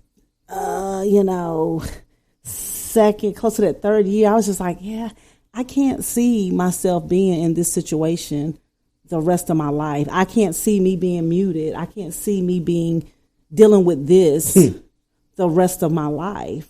And I would just hit the release button. Yeah. And for me, it wasn't dopamine. It was just having that time to sit and be like, you know what, I like this. This is cool, but long-term me, don't think this is what I want. And you just being honest. But see, most people won't, Everybody want honesty, but don't want you to talk to them honestly. Yeah. So for me, like when I ended with, and that's why, crazy enough, me and most of my exes are kind of like still friends because when we have our talks, I'm like, listen, do you want this and I want this and do you want this, like seeing basically seeing we're not really on the same page. Do we love each other? Yeah, you're a good person. I'm a good person. Does this mean we're not good people? No, it just means we're 2 good people that probably won't be able to, be good together the rest of our life. the rest of my life anyway. I mean, like you could, I mean, and like I said, that's just me. But I was like, when I heard that, I was like, wow, that's crazy. I don't think it would. I don't see it will take 2 years. Mm-hmm. Give me a solid year, if that. I mean, I guess it's kind of how you go into it to begin with. Mm-hmm. Exactly. You know what I mean? If I'm just here, just chilling, having a good time. Mm-hmm. I mean, but we good right now. Yeah. See what happens. Could you imagine you meeting somebody and y'all like? I mean, this is so crazy. Y'all hit it off, and within like a year, y'all were engaged. Mm-hmm. So that's all like, ooh, yay, like excitement, right? Mm-hmm. So then you have that time in between time, and life continues to happen. Like, life, be life. And then you look and you're like, golly, this is, then you're going into like that, we'll say the 3rd year, and you're like, I just don't see this going any further. Like complacency for most people become complacent after different periods in time. Yeah, I mean, and like I said, it depends on the person, because if I'm with you 3 years and we just together, boyfriend, girlfriend, I think that's kind of overkill. I mean by then I should know. Would it be different if you were engaged? Because you engaged ain't no but a layaway. And like I tell you, that's all it is I've been engaged before. And I see how men will secure the bag. They will put a ring on it just to say, we going. I mean, just when everything gets together. Yeah, but you can lose your layaway. You can. You know what I'm saying? People have lost layaway. Yeah. True. But I'm just, it all depends on the person and what they going into it for. If I'm just here for a good time, not a long time, we good. But I mean, within a year, I would know if this is the person. Look, I know I want to be with you. Mm-hmm. But like I said, it goes on. It's different strokes for different folks. Mm-hmm. People have different ideals. Because like I said, once you start cohabitating with a person, and that's why they say you shouldn't cohabitate. But for me, that's when you really learn the person. When you start, see a person when you cohabitate, or when you bring them in your world, or vice versa, whatever. Because you see their dysfunction, and you're living in their dysfunction. And I'll tell anybody, it's hard enough for me to live with my own dysfunction, let alone sit here and deal with you and all your dysfunction and have to be okay with it all the time and not really get an option. So, like I say, for, to each his own. And I know people say, well, Kim, you're just mean. You're just this. No, I'm just honest. If I see something and I don't say something, that's not me. I mean, that's me being really, really nice. But if I see something and I say something, if I bring it to your attention as a concern of mine, and you don't make it a concern of yours, and I realize that you don't heed to her warning. You're not. Yeah. But I mean, like I said, that's just me, Juan. I feel like I'm not Juan, but I'm sorry. No, Juan's looking at me with the crazy face. I'm curious to hear what he got to go. I see the facial expressions. Well, I just, to the whole 2-year thing, a lot of times when you meet somebody, you get the representative and not the real person. Mm-hmm. So a lot of times it takes a year or two, at least a year, for the representative. You know what I'm saying? The real person but then at that point, it's just starting to fade after that year. That's when you start to notice. You know what I'm saying? So then if you go into it, like she was saying, you know what I'm saying? If you go into it, and by she, I meant the lady on the video. If you go into it all love struck and, I love him, you're working off this dopamine and all these other biological chemicals that's going on in your body. And, you're in love. So at that point, you're willing to do okay. So, all right, well, I probably send in a representative too. All right. You know what I'm saying? But it's like going into that 2nd year, that's when I feel like, things start to shift and fade and stuff like that. And by that 3rd year, and definitely at the end of that 2nd year, I feel like that's when you really see, this is what it takes so far. And I'm already not liking what I see. But if you are really trying to give everything in the name of love, you'll put up with that for another year, trying to make it work. That's why I say it depends on the person. Yeah, I mean, what I'm saying, but that's I can see how that happens. Yeah, but I mean, I get what you're saying though completely. The representative thing is what I don't like, because I know for me, You don't have a representative. I don't have a representative anymore. She's no, that dead. motherfucker quit. And I just hauled ass. I don't get it when people are like, well, I'm like, no, if you're my guy, I'm gonna rock with you. If you're not my guy, I don't rock with you. And it's just that simple. I mean, we could be friends, and that's all well and good. But when the woman that I am when I go out is the woman who, I am. No, I don't be belching on dates and stuff like that. But yeah, I mean, there's gonna be a time when you come to my house and I on might that third belch. date, though. I might belch. You will light them up, ain't you? I might be like, oh, excuse me, I'm sorry, because women do. We belch. We can pass gas and all that good stuff, but we're not gonna do it in a rude manner. In a rude. We're gonna calm that down. You remember? See what you do it? Exactly. Yes, because I'm getting older, and I still have to be able to be a good candidate for wife material one day. She's such a lady. I'm such a lady. Such a fucking lady. Yeah, that's it. That's what you said. But I think it's important, especially because we're older now. Mm-hmm. When you date, you don't date a representative. You don't show nobody a representative because you know what? We're too old. For that shit. Yeah, we're too old for representatives. Because if you don't show nobody your true self, then to me, you like trying to sell somebody, fake gold. Because it's not. Yeah. It's just not. But you're an anomaly, though. Just you being who you are, you're a lot different than Not saying you're a unicorn, but you're nothing. You are a different breed. I'm a unicorn. I'm not a unicorn. Just a jackass. But it's important. Just missing the horn. That's it. You close. But that's why I say it's important for people to be authentic. Yeah. When you go out and you're dating, if you're dating someone, you're like, listen, I ain't really looking for nothing. Just say you ain't really looking for nothing, or like, hey, you ain't really my kind of person, but you a good person. But that comes with maturity, though. That's, and I'm thinking more of late 20, early 30-year-old Larry, and you're thinking 45-year-old Kim. Mm. Well, and I am too. I mean, I'm thinking my age now, but I see what you're saying. You see what I'm saying? So I mean, just the fact that we've lived enough life. Yeah. To be able to, to send, to change that, but even in younger dating, we dated for convenience. All right, well, yeah, we dated for people to get us through situations. We'll say like we dated for that, and we're not saying. I'm saying this before we're not saying no names during this, but we could definitely talk apart. But when we were younger dating, we dated for convenience of the time. If somebody could accommodate you in a particular way, if somebody could benefit one way or another, or whatever. And sometimes we were more the beneficiary. I mean, we benefited them more than they benefited us. But for that time, it was what we wanted. And I say dated for convenience. But now we're older, it's completely different. I would think it's completely different because, we're wanting more long term. We want stuff with more substance. It's not more of a superficial thing. Oh, he cute. Oh, he look nice. Or she pretty. Or, she got some beautiful long hair. Whatever the reasons why y'all might now date. It's like, damn, she got 2 jobs and 2 cars. Yeah, and one of them already paid for. Yeah, she making moves. Whatever. But it's just like as we grow and mature. I'm gonna say grow and mature, but I think I've always kind of been an anomaly. No, I won't say I've always been mature, but I've always tried to be honest because, like I tell people, I don't know how to be nobody but me. I can't turn on for the people. I can't turn it off because I'll be done turned it off when it's supposed to be on, and vice versa. You can turn up, girl. But I can't turn up for Jesus. Let me stop just.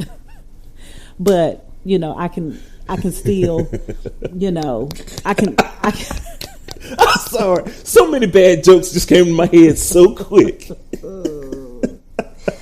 But that's horrible. Oh, okay, Juan. Okay, we're gonna let Juan have his. He look like he about to bust. He about to bust. I'm definitely not about to bust. Oh, because you were like. I mean, we all know I think differently on the whole aspect of it. Yes. I don't get caught up in the hormonal emotions of love. That's not for me. Love is an analytical process. It is a decision. It's not. Oh, this person makes me feel good. From day one, I'm looking at the representative, what I think the worst case scenario of said representative is, and if I think that it's something that I can deal with on an extended period of time. It's all data points to me. But at what point And I guess that changes from person to person. But how far do you go before you're like, okay, this is my point where, I mean, is that preset? Or is that like, okay, well, this kind of aggravating, but, you know, we still good, and ain't that big of a deal, and I can deal with that, you know? At what point does it get, or does it ever get to a point to where it's just like, okay, now I'm to a point to where it's like, nah, I'm not feeling this? Because like you were saying, you know, if you've got your data points, and it's more of a transactional type thing, is what it sounds like to me. Transactional makes it sound bad. Transactional is what it is. That's what you're saying. But nowadays, that's the word. I mean, if, when, then. Yeah. So that's a transaction. I mean, it's at whatever level I put is that I can't if I don't think I can deal with this on a long-term basis, I usually shut it off fairly quickly. So what happens if you realize that you were wrong? Are you never wrong about how you feel? I mean, you know what I'm saying? So say if, you know, you're like, I can deal with this long term. And then, you know, a year and a half into it, you're like, this is really driving me the fuck crazy. It got a lot worse than what I thought it was. Because you've already taken, per what you just said, you know, you've already taken that calculation, but you have no idea of knowing how bad that particular situation, problem, agitation is going to get. Mm-hmm. So if it gets, you know, how do you figure out how long you're going to be putting up with it? The younger you versus the newer you.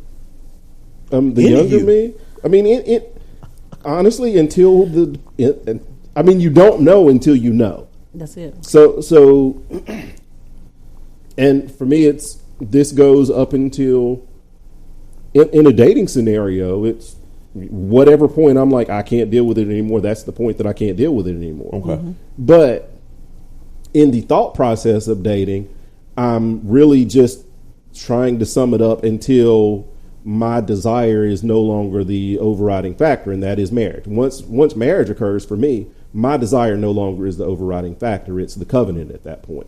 So it's, if you make it to the point where we walk down the aisle, you won the game, or you lost the game. I don't know. It just depends on what your outlook is. But, you just stuck where you stuck at, and if you're miserable, suck it up.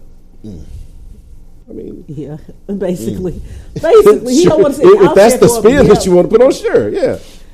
But again, I think that for me, if I've vetted you up to the point where I can do marriage with you, mm-hmm. it's not gonna get that much worse, because I just don't. I think my skill of talent assessment, mm-hmm. I think I can. I can assess talent well. Yeah. Well, I think, just speaking of that too, I think a lot of times some people plateau at a level, like some people don't grow no more, and I don't mean to, like, I'm not saying you won. I'm just saying some people still want something different, and what people don't want to admit a lot of times, like I'm saying with marriage, is like sometimes you just ain't cutting it. But this is the thing, and that's why I said for me, because we know my belief in marriage. The covenant mm-hmm. overrides anything that I want. Yeah, I've committed to you, and to God about you. I've committed to God about you. Mm-hmm. My wants no longer are a factor at that point. I've USMC. You signed the MF contract. Yeah, at that point. That's it. I mean, so, but up until you. That's why I say once we walk down the aisle, you won / lost the game with me. Mm-hmm. Up until that point, you know, hey.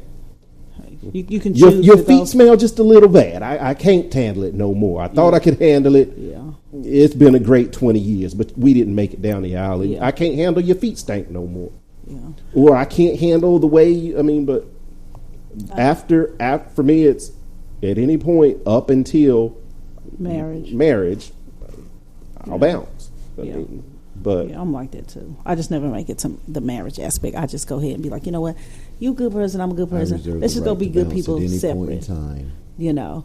But I know for this one, and the crazy thing, and I'll say as far as the marriage thing goes, I could possibly, and in my head when the younger me, when I was married, I was willing to go above and beyond until it was discovered that that person no longer loved me. So for me, if there's no love, there's no need to go on. Because I probably could still probably be married, going through the same bull crap, but I would be living a completely different, you know what I'm saying? Because I know that would just be crazy. You know, because I really wanted, you know, because coming from a broken home, I just really wanted my marriage to work. Mm-hmm. But I was just like, well, you know, all the emotional crap that went with that. And I was like, I don't want to be a woman who's emotionally like just distraught from that all the emotional, you know, So I just thought it was easier to kind of pull the trigger. And ever since then, I've been pulling triggers ever since. Bang, bang, bang. Choo choo train. Okay. Where's it? We got to.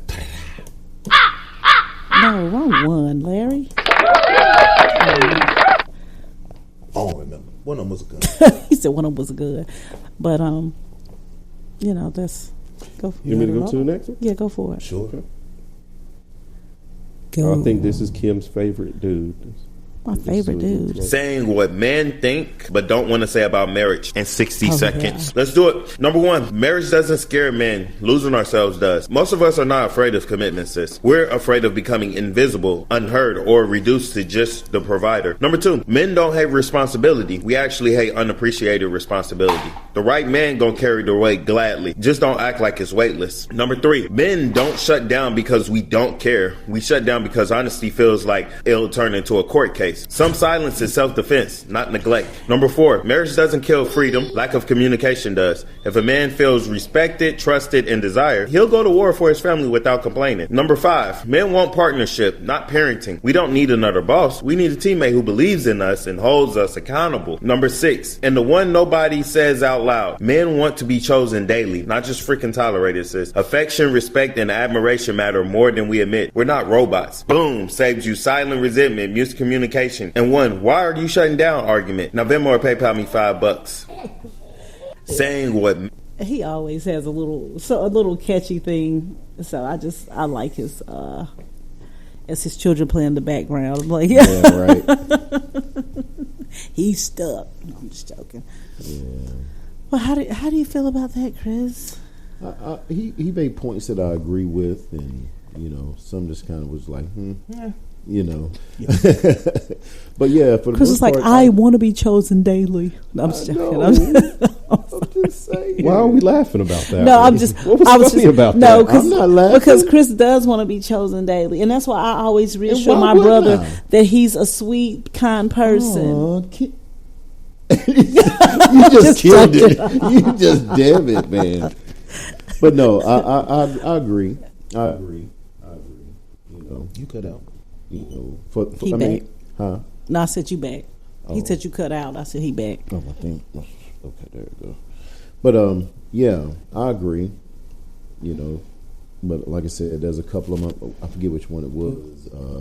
They kind of made me just like, you know, what's I don't even know if I'm using it right. What the young folk do? 6, 7, 6.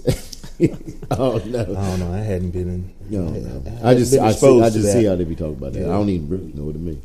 But anyway, no one does. But yeah, for the most part, I kind of agree with them. You know, I'm not looking for a parent. I'm looking for a partner. You know, the whole, you know, I don't mind carrying it. You know, but know his weight. Yeah, weight is weight. Yeah, I mean, it is what it is. I don't mind. But yeah, I agree. I guess because my agreement outweighs my dislike. Side face and everything. The agreement outweighs his grievance. Yeah. You're welcome. I'll be here all week. Well, Larry, what about you? I'm kind of like Chris on that. Yeah, it's some stuff that you know. I was like, yeah, I'm 100% on board with that. And then there was a couple of them. It's like, ain't too sure about that one, bro. But you know, to each his own.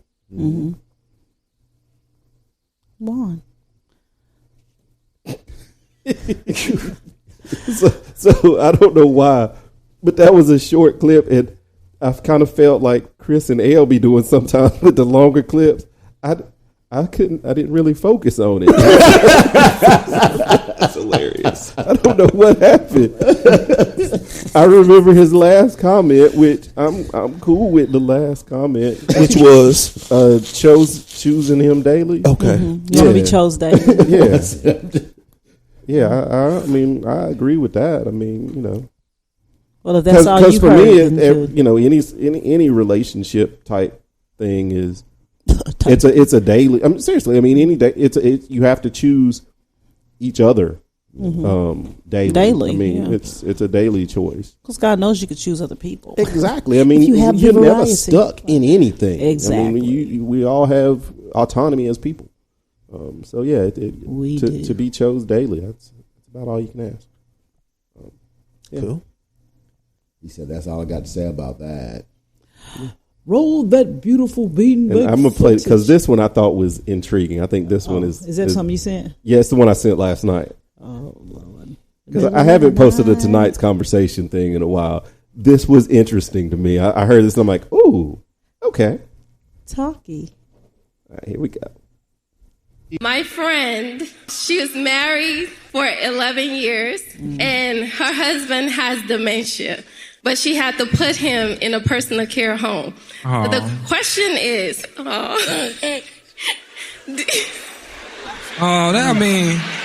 that's a good woman. What's your question? do you think it's okay to at least talk with another man just for some type of companionship? And the sex wasn't good when they were married. That's what she said. It wasn't good. You don't remember it now anyway. That's what Mandy. Okay, it's till death do us part, right? Yes. The death of the mind has occurred. No. No,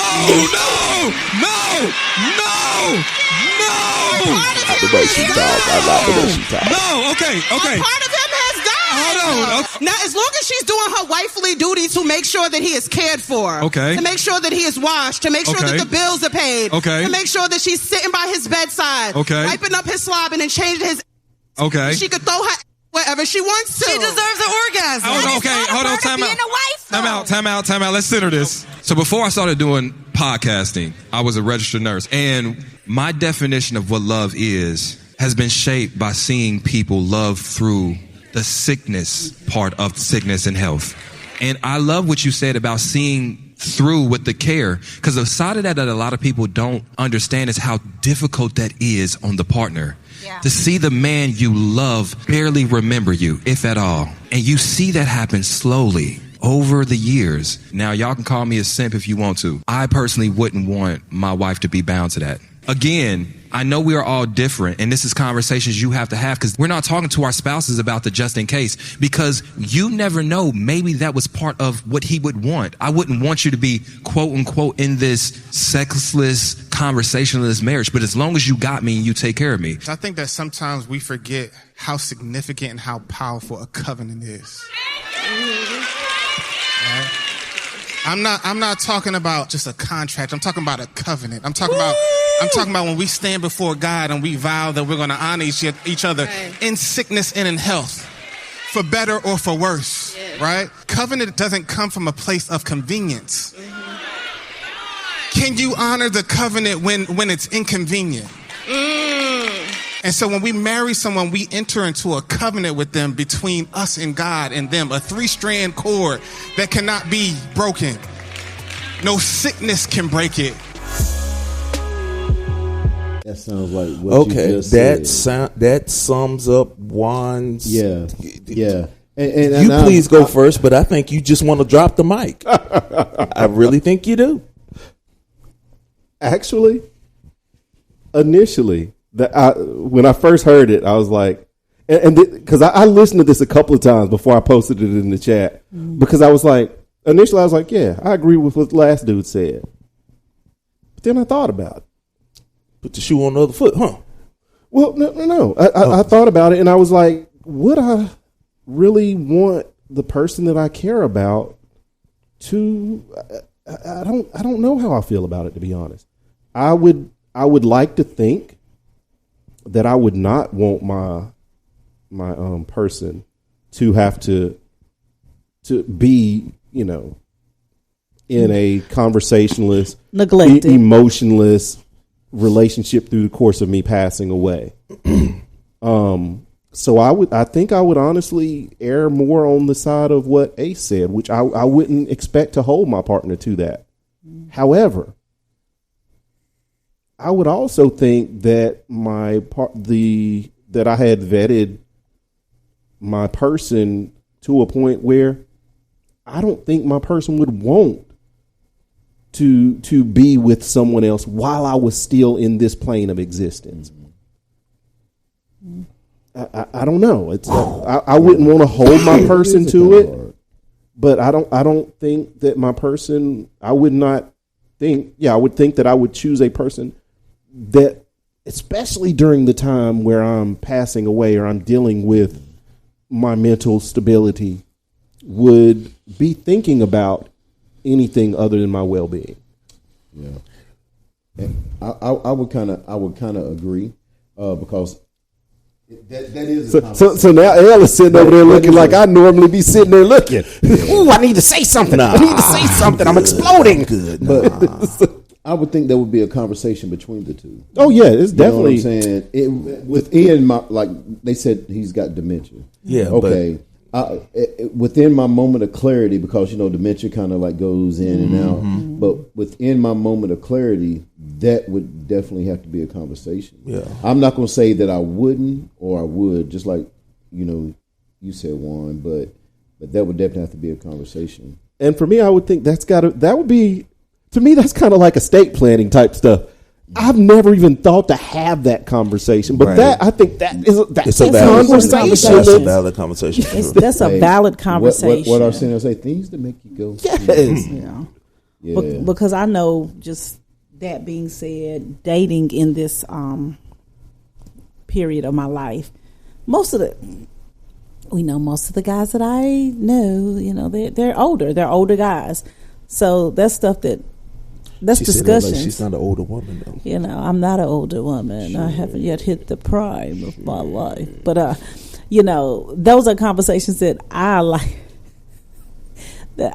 to talk about because, as we get older, our bodies, we know will, be compromised in one way or another.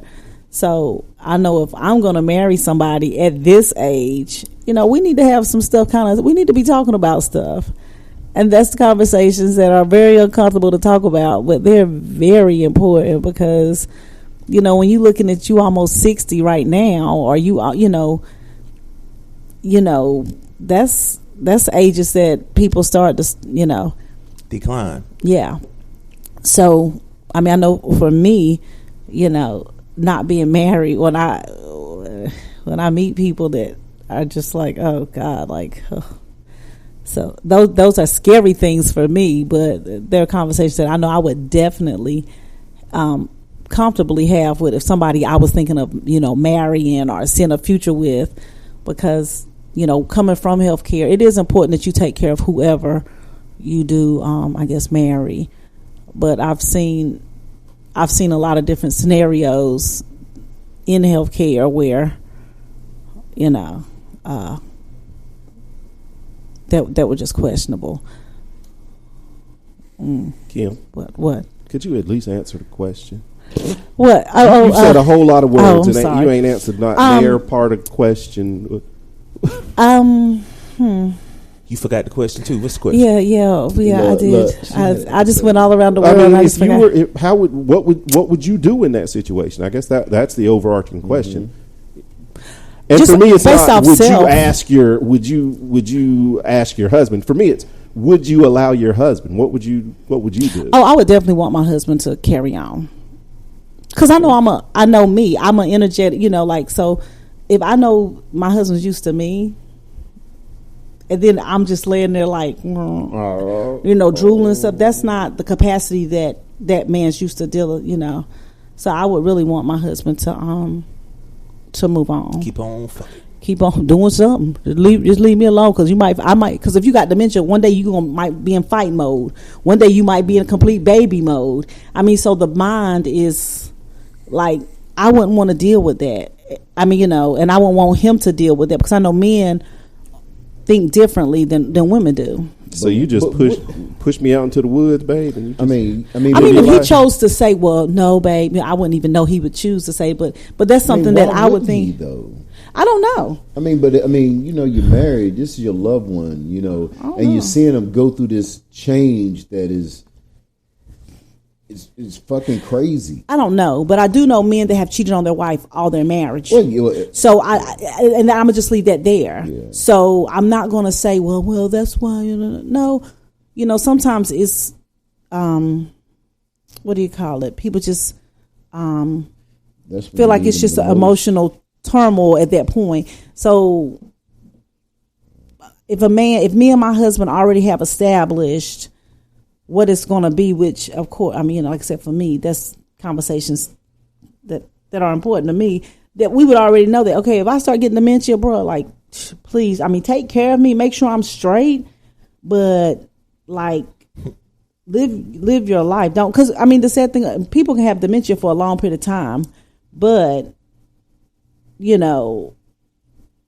still make sure, don't just throw me out on the street. Make sure I'm taken care of, but still, you want to be taken care of too, because people still have needs. People still want to have conversations. People still want to, go out to dinner. People still want to, to do. It's not even. It goes beyond sexual. It goes beyond just simple communication.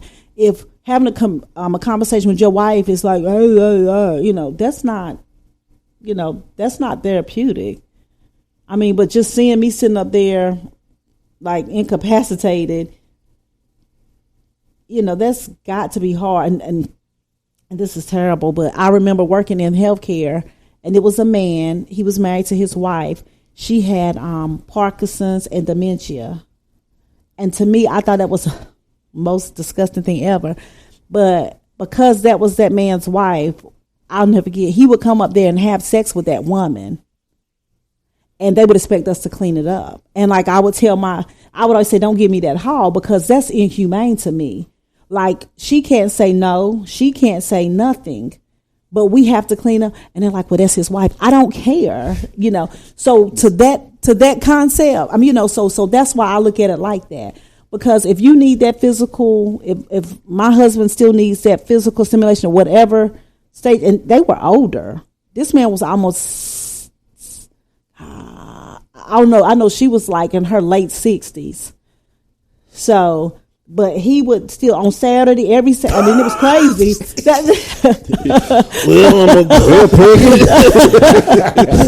Look, and I'll never forget. Her name was Jean, and we would have to get Miss Jean ready. Make sure she got her bath first thing in the morning. Miss Jean, we about to put on your red dress. Slip on them high heels. And before I started working there, I would always wonder why this woman would always. It was crazy. Why she always in the bed like this? No, but she would always be like, her hand would always be down there. And like I said, so for me, yes, let my husband go and do what he got to do, and not do it on you, and not do it on me. Yeah, because if I can't clean that's crazy. That's crazy. She was in a facility. They just had to squash. They literally expected us to, deal with that. So yeah, I would give my husband, go. If I cannot give you what you need, and I got dementia and I'm all jacked up, go. But you can't give it. No, you just can't say no. No. That's my purpose of saying no. If I don't want to be bothered, leave me alone. No, but if I can't say nothing, leave me alone. But it's a schedule. Chief. Every Saturday night. It was every Saturday morning. Oh, wake and bake. I told you. I'm going to get up and go to Bojangles, every get me a Saturday biscuit, morning. coffee, and I'm going to go see your grandma for a couple of minutes. I'd be like, don't put me on that hall, because I was like, I'm not going to be there. And we'd have to get her washed up and everything.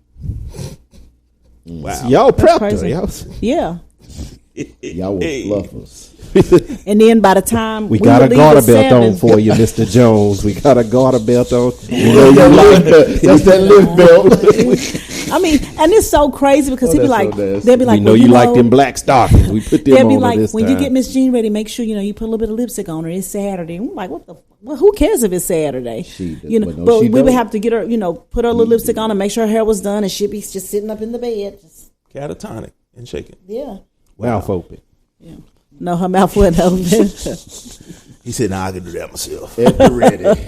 But I think for reasons like that, that's why that I wouldn't want to make my husband like just suffer, because some people like being engaged, having conversations, eating dinner, stuff like that, because even though you make that commitment and you all that is well and good, but people like companionship. People like, going out and stuff like that. And if I'm just sitting there looking and can't say nothing, I'm drooling or whatever, that's not even the person you married, really. I mean, it is. They just deteriorating or whatever. Yeah, they're kind of in sickness right now. Yeah, they're definitely in sickness. I mean, and I know they say in sickness and in health, but if you have already established, I'm saying if you establish stuff like that, then so be it. But like I said, mind you, I know men who have cheated on their wives all their life, and then when a woman gets sick, they want to be the best man ever. No, bro, keep that same energy, So I don't, but with that being said, that's just me. When you asked, I answered. Sorry, I wasn't asked. You wanted. I'm just wondering why you have to. I've known men that's cheated on their wives. Who cares? That has nothing to do with what there's men that have killed people. There's women that have cheated. There are people, and then when somebody gets sick, they want to be a good person and be it's my responsibility. Well, you negated your responsibilities prior to, so now why you worried about that? But Well, at that point, they still gonna be fucking because they've been cheating the whole time. True. Might as well just ride it out. Just according to your get the insurance money and stuff, so everybody can win. Analysis of the situation. Yeah. And in fairness, I mean, you saying that they've cheated their entire marriage. That don't just because the person is sick. I mean, this is when the whole in sickness. You don't need me to do things when you're feeling good. There's no reason for me to be there attending to your every moment. I can be out in these streets. True. I think when you can't you kind of need me at that point. So that this isn't. I'm keeping that same energy. I think kind of like on the same, I guess, level.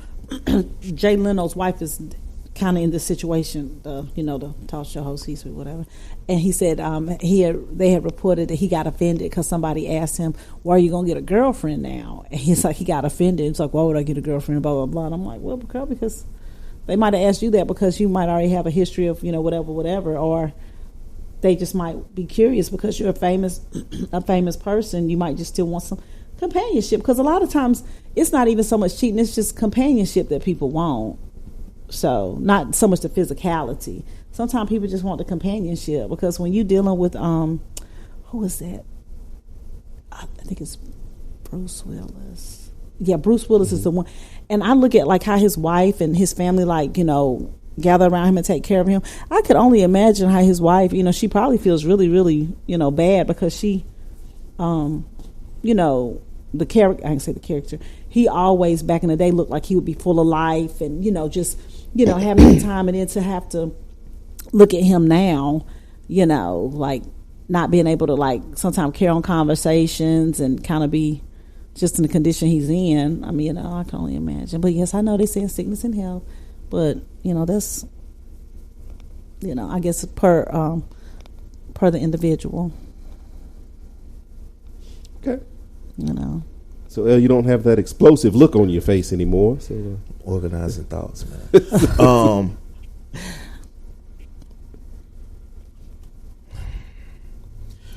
I see both sides, but at the same time, there's a lot of context that I don't think I got out of the video. So, I mean, if this is a new situation, that's an inappropriate, thought. But, if we're going into, 2 or 3 years with dementia, and maybe that first year wasn't as bad, but these last 2 years or whatever, progressed. Yeah, these last 2 years you just been catatonic, and I'm just babysitting you. You know what I'm saying? And even if you have a lot of family around you, they probably got their own families and are gonna go away. In the case of Bruce Willis's wife, well, they got enough money in a big enough house. Mm-hmm. Everybody could probably just move into the same house and still have their own. Yeah, I'm quite sure they got a nurse for them. And stuff like that. But I for me, it's like I need to know how long this girl has been in this situation before she's like, okay, is it okay for me to? Because I think at some point in time, yes, it is okay. And I never even thought about what Kim was talking about, and that just seems crazy and weird and damn near illegal. Yeah, but it's not because that's his wife. That's what they kept saying. Well, I had another question after you gave your point that I wanted to interject. And that's crazy. I mean, because who was the lady that she was catatonic and they sued her husband, the Shively woman. She had been catatonic Maria, not Maria Shively. Was it Maria? No, but anyway, you know who I'm talking about. But her husband wanted to keep her on life support or something like that, and she had already been on life support for a couple of years, and they condemned him for wanting to leave her on the vent. And it's like, okay, so even with that, that's too extreme one way. There's got to be a balance, and that balance is going to be, I guess, up to the individuals. But I don't think it's right to condemn them, for being in a situation that they've been in for a while. It's not going to get any better. I'm already sacrificing as much as I can sacrifice in the name of love and in the name of my vows. Mm-hmm. And now you want me to put an extra toll on myself, an extra mental taxing, by not at least having some basic companionship. And even if it ain't companionship, you're still a human. Mm-hmm. And if those urges come up, you know what I'm saying? It's like, all right, yeah, you could probably, self-serve for a while, but, eventually, I think you'll be like, I sure remember when. I wonder if it still feel the same. I mean, it's and that's a human thing. So I mean, to condemn somebody for that, I don't think is right. But now, if it's like, say if it's an accident, what if it's not dementia? Say it's a bad accident with heavy brain trauma, and just gonna be a vegetable. Mm-hmm. Now, if she's like, okay, well, we got him straight this week, and then she at the club looking for a boyfriend. Yeah, that's wrong. I'd say that's wrong. You know what I'm saying? But if they have went that stretch and honored that vow to the point to where it is, I'm going to say no longer healthy for them, or if it's going to become harmful for them. And by harmful, I don't mean like, oh, they're going to die, because you're not going to die from lack of sex, of course, obviously. You might feel like you die. All 13-year-olds would be dead if you die from lack of 40ness ain't never killed nobody. Well, I mean, some people make the head pop off. Yeah, but I mean, you got to know about cocaine before you can get hooked on it. True that. That's the truth right there. Right. You at least got to try it first to know you like it. So, yes. But I don't see anything wrong. Like I said, it's a lot of context. Mm-hmm. So you would give your wife the high sign. I got dementia. Go do your thing, baby. Do your thing. Well, yes, I would. But at the same time, I'm not going to be that guy that's going to think, I'm not going to be naive enough to think that she's not going to have these needs and these urges or whatever. You know what I'm saying? I'm more on the lines of, what was it? I guess the second or the third guy. Hey, if you're doing what you're supposed to do for me as much as you can and I can't do for you, and especially if this is a long-term relationship, yeah, go get your rocks off, because I ain't coming back. Now, if the doctor's saying, well, this is 30% but can't you recover from dementia? No. Dementia is deterioration of your brain. I mean, it's like, You know what dementia is? You know, people die from dementia. I mean, right? like chlamydia, you can get a it. pill or something. It's like chlamydia right now. No, I mean, I thought there was levels to it. Well, there is. Usually it progresses. Like usually it worsens, and there are medicines that people take that can slow it down. That can slow it down. Yeah, but there is no cure. No, and it's usually not a long-term survival rate afterwards because it's the brain. So you can't regress or progress. You can't get mental capacity back. No, that's why it's such a bad disease. What? Yeah. Where have you been, dude? I mean, I just thought that there was medicines and you could gain some functionality back. No, you can slow the progress. Yeah. Of the disease. Well, you can slow your regression with medication so that you don't regress as fast. But you can't run from it. You can't, you know. You ain't gonna be cured. You can't go from the 35 and be like, okay, you know, you can't advance back. You ain't gonna be like Magic Johnson, his HIV. You know, you'll never make it that long with dementia. Okay. Yeah, you won't make it that long with dementia. Yeah. So what did you? I'm sorry. So now my question, because this is spurred from Kim's comments. Oh gosh. Would you want or would you expect? Because I'm not a dementia expert. I'm assuming that the lights are still on up here, just to a lesser degree. The lights are on, but ain't nobody home. You can you can see that person. So would you expect your significant other to still do their full spousal duties? No. That would just feel wrong. That would be just like what that man was coming there doing with That's her. what I'm saying. I mean, I'm like, would you, if my lights are still on, let's say I just can't talk, but you know, Lil Juan still be like, hey man, what's going on down here? If a woman is drunk and passed out, is it okay to go in there and have sex with her? That's the same concept. I'm not a woman. Well, no. But I'm saying, is that ladies? If you ever find me drunk and passed out, know that it is okay. I give you the high side. But if it come up, it's your job to get it right. That's basically what he's saying. Look. So is that what you're saying? You want to little tug every now and then if you out? One saying. I mean, I was not thinking a tug. I was thinking some other is over there. Some normal, you know, whatever. And they visit each other, and all of a sudden, the bottom part of that sheet rises up. She got to excuse the nurse and hop on. Let's just say, or have the nurse join in. I mean, as long as it's a lady nurse. Let's just say, with men, that's usually like one of the last things. If they don't have like no type of erectile dysfunction, anything like that. I mean, don't make me go with blue balls. I mean, I'm already crazy. Y'all will get erect, especially like them little old men. And I just be looking like, move that thing out the way and just let me. Okay, I'm trying to clean you. I like Miss Kim. Because I'm like, okay, sir, you're in poop. You got to be clean, and they like, but you can tell their mind is not there. Like, so there's the lights are on, but nobody's home. But once you get done cleaning my ass, so it's like take care of this for me, please. If somebody home down there, if the lights come on, somebody home. No. You Tombo that. I leave the lights on for you. Definitely not.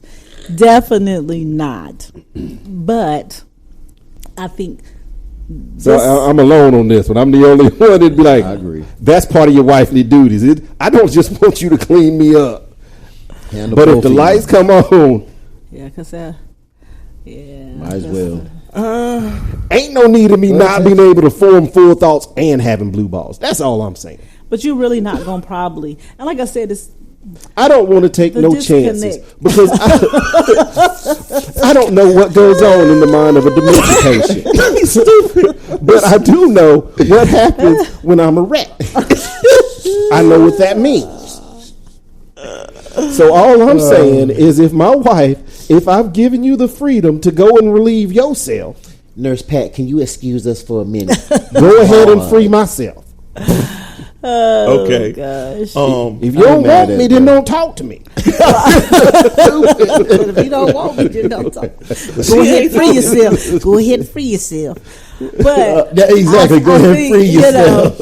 With that, if you I'm gonna say with dementia, your hands still work. You ain't just sitting there like in a vegetative state. Okay, so this is part of my whole thought process with marriage. Mm-hmm. I shouldn't have to self-serve if I'm married. If I got a self-serve and I'm married, why am I married to you? That's one of the things that come along. So you think I should not have to self-serve? So then you think you should fix my plate? Divorce? This small school said you should fix my plate. Next. I'm done. Next. All right, I'm officially checking out. Look, I think we all are checking out. Because Wanda, this dementia thing isn't doing well. Yeah. She just said you got to fix my plate. So what? I'm the only one that thinks that. What? Obviously, I'm alone in that. Yes, yeah. Okay. Yeah. Okay. I like the analogies, though. Don't get me wrong. I love but for me, that's just as bad. I mean, you know what I'm saying? It's like, you know, you might have just. Yeah. Hey, she might be fucking up a wet dream. Touche. Yep. That's bad. But where we at? Yeah. The end. I need a drink. The end. And that's just a hard way to go. Boom, boom. So on that note, we're just gonna finish, and we'll continue next week. Oh, wait a minute. That was the last one. I'm sorry. No, that's the last one we're gonna do for today. I'm sorry. That's the last one we're gonna do for today. Look, I just ain't even my vape. Look, Chris tried to smoke the mic again. Yeah, we got to go because we think Chris's mind, something's going on. We need to see what's going on with him. He trying to smoke his microphone. Hope it ain't the early onset dementia, because then you don't get no more relief after you get dementia, evidently. I rebuke that, Chris. Don't you worry about it. We're going to always give you a vape. Look, we're going to always give you a vape to suck on, so you'll be all right. Thank you. You welcome. You're going to be in with a straw tone. What is Chris doing? It's just his vape. No, it's a straw. It's his vape. Leave me alone. But thank you guys, as always, for your support. Check us out I was going to do Instagram. On Instagram at 3SGPod.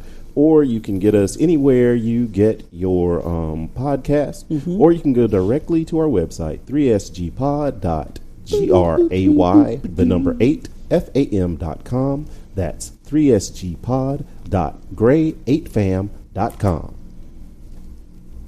Haha. And Larry is pushing buttons now. But we hope you guys have a great week while Larry pushes buttons. He's trying to find the button he was looking for. Shut up. Damn it. Okay. Now he's found his buttons. Larry's back. Shut the fuck up. I know that's right. We will talk to you guys next week. Thanks for supporting us. Thanks for listening. Have a great week. Absolutely. Thank you. Have a good one. Bye-bye.